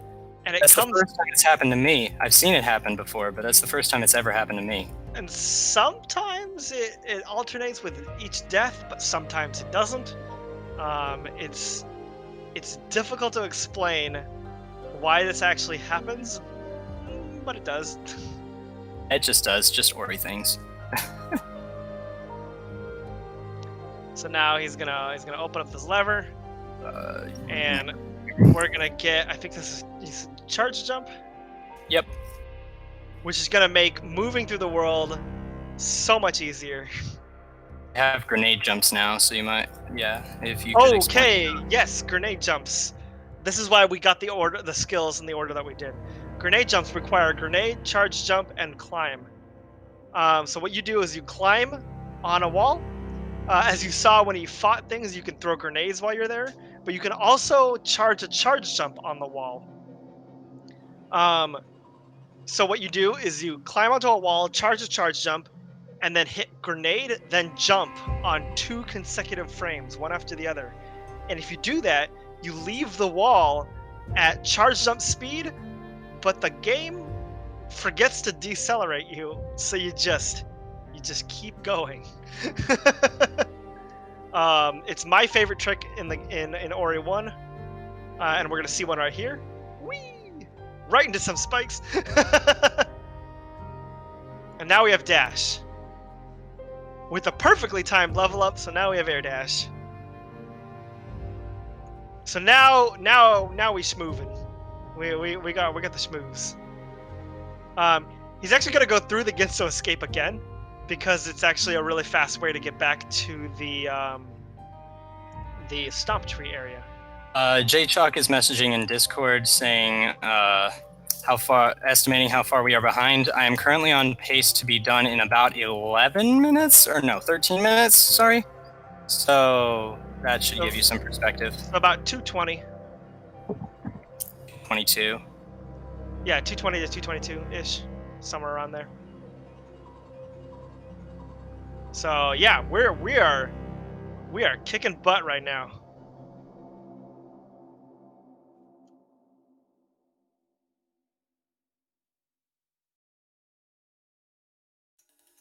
So yeah, now we can see how much easier this escape is now that we have the ability to to grenade jump up that column. Yeah, I didn't know I could do that either. I just did it. That's great. If you grenade jump into a wall at the right angle, sometimes Ori will slope up the wall and keep his speed for even longer. It's pretty powerful. I do it intentionally a little bit later, but I didn't know I could do it there. It's kind of funny.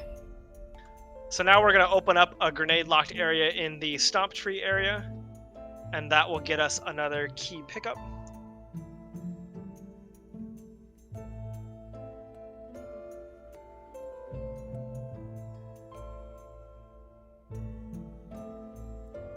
So the next thing is glide With all these. in Horu. Once we get charge flame, if that's happened. Oh yeah, we're about to get it. So now we'll have charge flame, and we'll go get glide. Charge flame is unfortunately not very useful in this seed, although you can do some really gnarly stuff redirecting projectiles with it. I actually use it to do a double redirect in a trick I did long ago. But for this seed, it's not very useful. But glide will be very nice. It'll help us control our descent. Absolutely. It'll make Misty Woods not awful. So glide is at the R3 plant, but the thing is, my way of getting there is a bit unusual. It's a bit slow, but it's actually the safest route for me. It is actually safer than a lot of other strategies. You gotta do what works for you. Because I'm consistent. So yes. Especially in a speedrun, consistency is king all the time. So yes, double bashing an elemental projectile that has chance of hitting you is safer for me than grenade jumping up to R3. And he saved, so we have all that progress banked.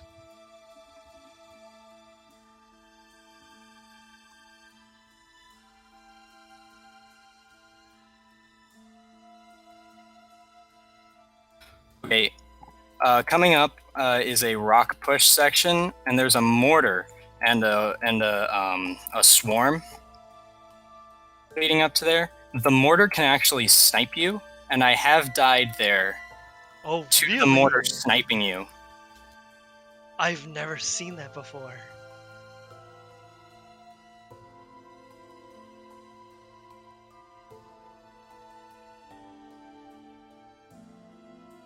So now we're really talking. All right. You get glide? Well, not yet, but it is coming up. We made it through that rock section pretty easy. We'll open up the path to that plant. I'm going. I forgot where I was going.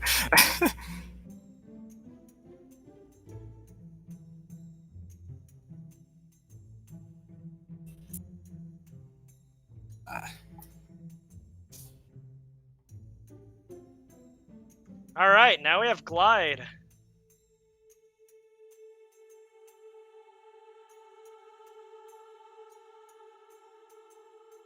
Still plenty to do, but we have more and more skills to do it with.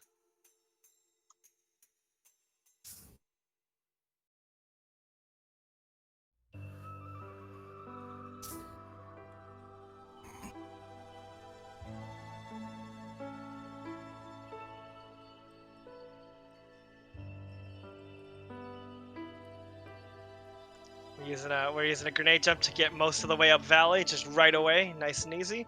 Glide with wind restored makes all this sorrow stuff just so much happier. The sorrow becomes happy. And And now he's grenade jumping, doing that grenade jump slide up the wall I was talking about before.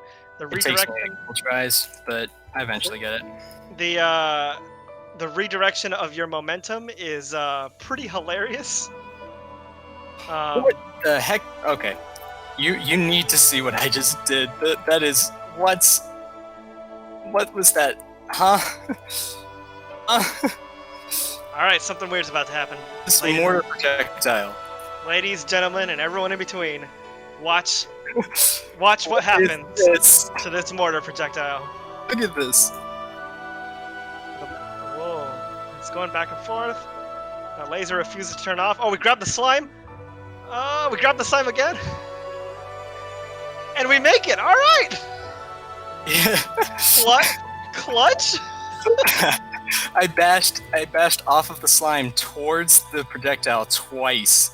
That was Wow, what a save. So now we're gonna open up this grenade locked location to get yet another skill. All right.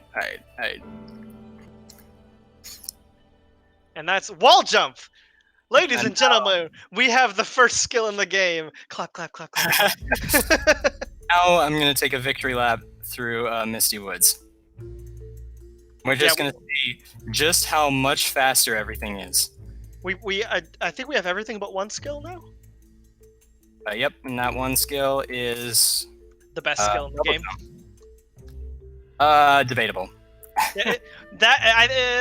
It's bash and then double jump. For me, it's bash and then charge jump and then double jump. Sure. I think double jump generally makes other skills better. But man, charge jump is very satisfying to use. That's a weird. Zemsis says that's a weird way to spell stomp. You crack me up.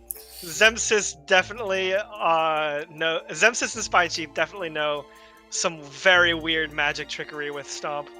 Stomp they have their own little religion over there. I will say that the combination of stomp and double jump is insanely powerful. Okay, I will agree with that 100%. Because stomp and double jump together is incredibly good. You can combine. You can refresh your double jump by stomping enemies, and it's just incredible. All right, let's do this. Yeah, so now you can see that the movement through Misty is just so much better. We can slow our fall with glide. We can dash. Spikes are meaningless to us before our great power.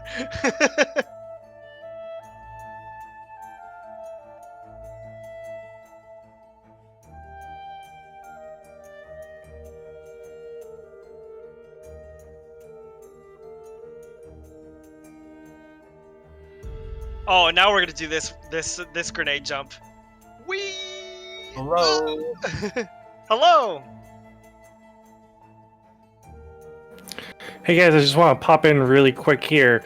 So J-Chalk challenged himself, saying that if Cosmic didn't die for this section that he's been going through right now for a certain amount of time, he was going to top off the donation total. We're currently at $5,666.66. He's going to bring it up to an even $5,700.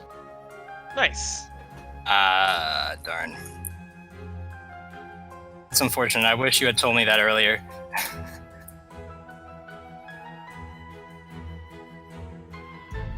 Would have been a bit more careful.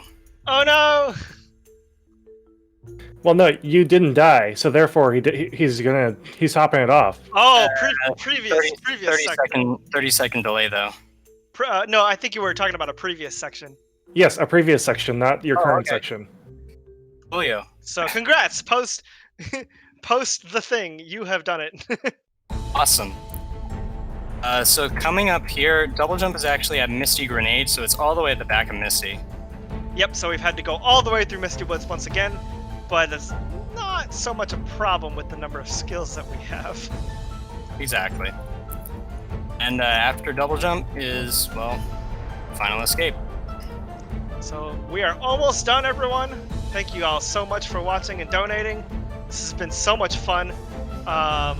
I would have never imagined in a million years that somebody would have the gusto to speed run a hell Plando, but look at you go, or I guess heck.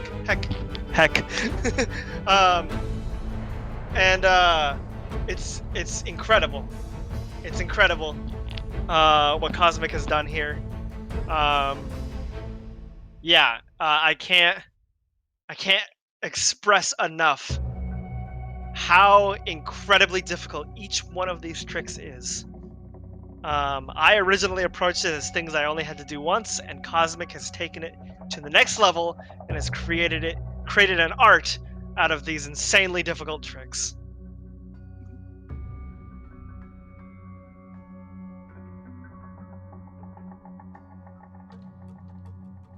So now, here we are in the final escape. Everything is already on fire. Kuro is already angry. So we're gonna leave.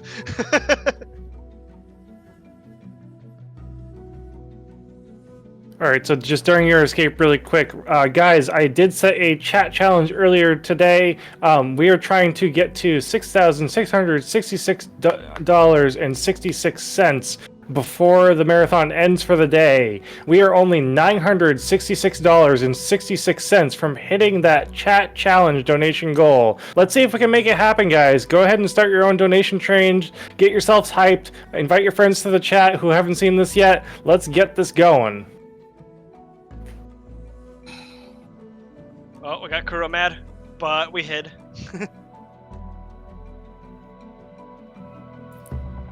Oh man. Oh, and there it is. We are through. We just have to wait for a cutscene, walk to the right, and finish up the game. How many deaths? It looks like we had 130 deaths. That's not bad. That's not too bad, actually. My PB has like 86. So, yeah. Yeah, about a half hour over PB. 130 deaths. For a run like this, in a marathon setting, which this is sort of the definition of not safe for marathon. I wouldn't say that. If I had an intermediate angle that I had to work with one of the warp shots, like if I had to fire at an angle that wasn't one of the 8 directions, then yes, it would absolutely not be viable for a marathon. But, yeah. So 130 deaths, Cosmic. Would anyone in chat be willing to throw in $1 for every death that Cosmic just had on this run? That would be $130.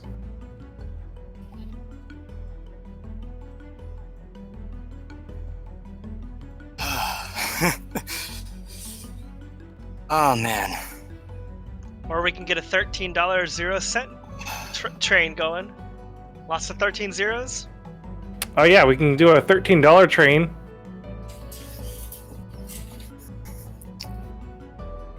Oh man. First of all, big shout outs to Spinesheath for making this seed. I know it was really just placing pickups, or placing the relics at really difficult locations and really memeable locations, and giving the player forlorn access, and just letting the player figure it out. But dang, it was so much fun to figure everything out. Ah man, this has been such a fun adventure.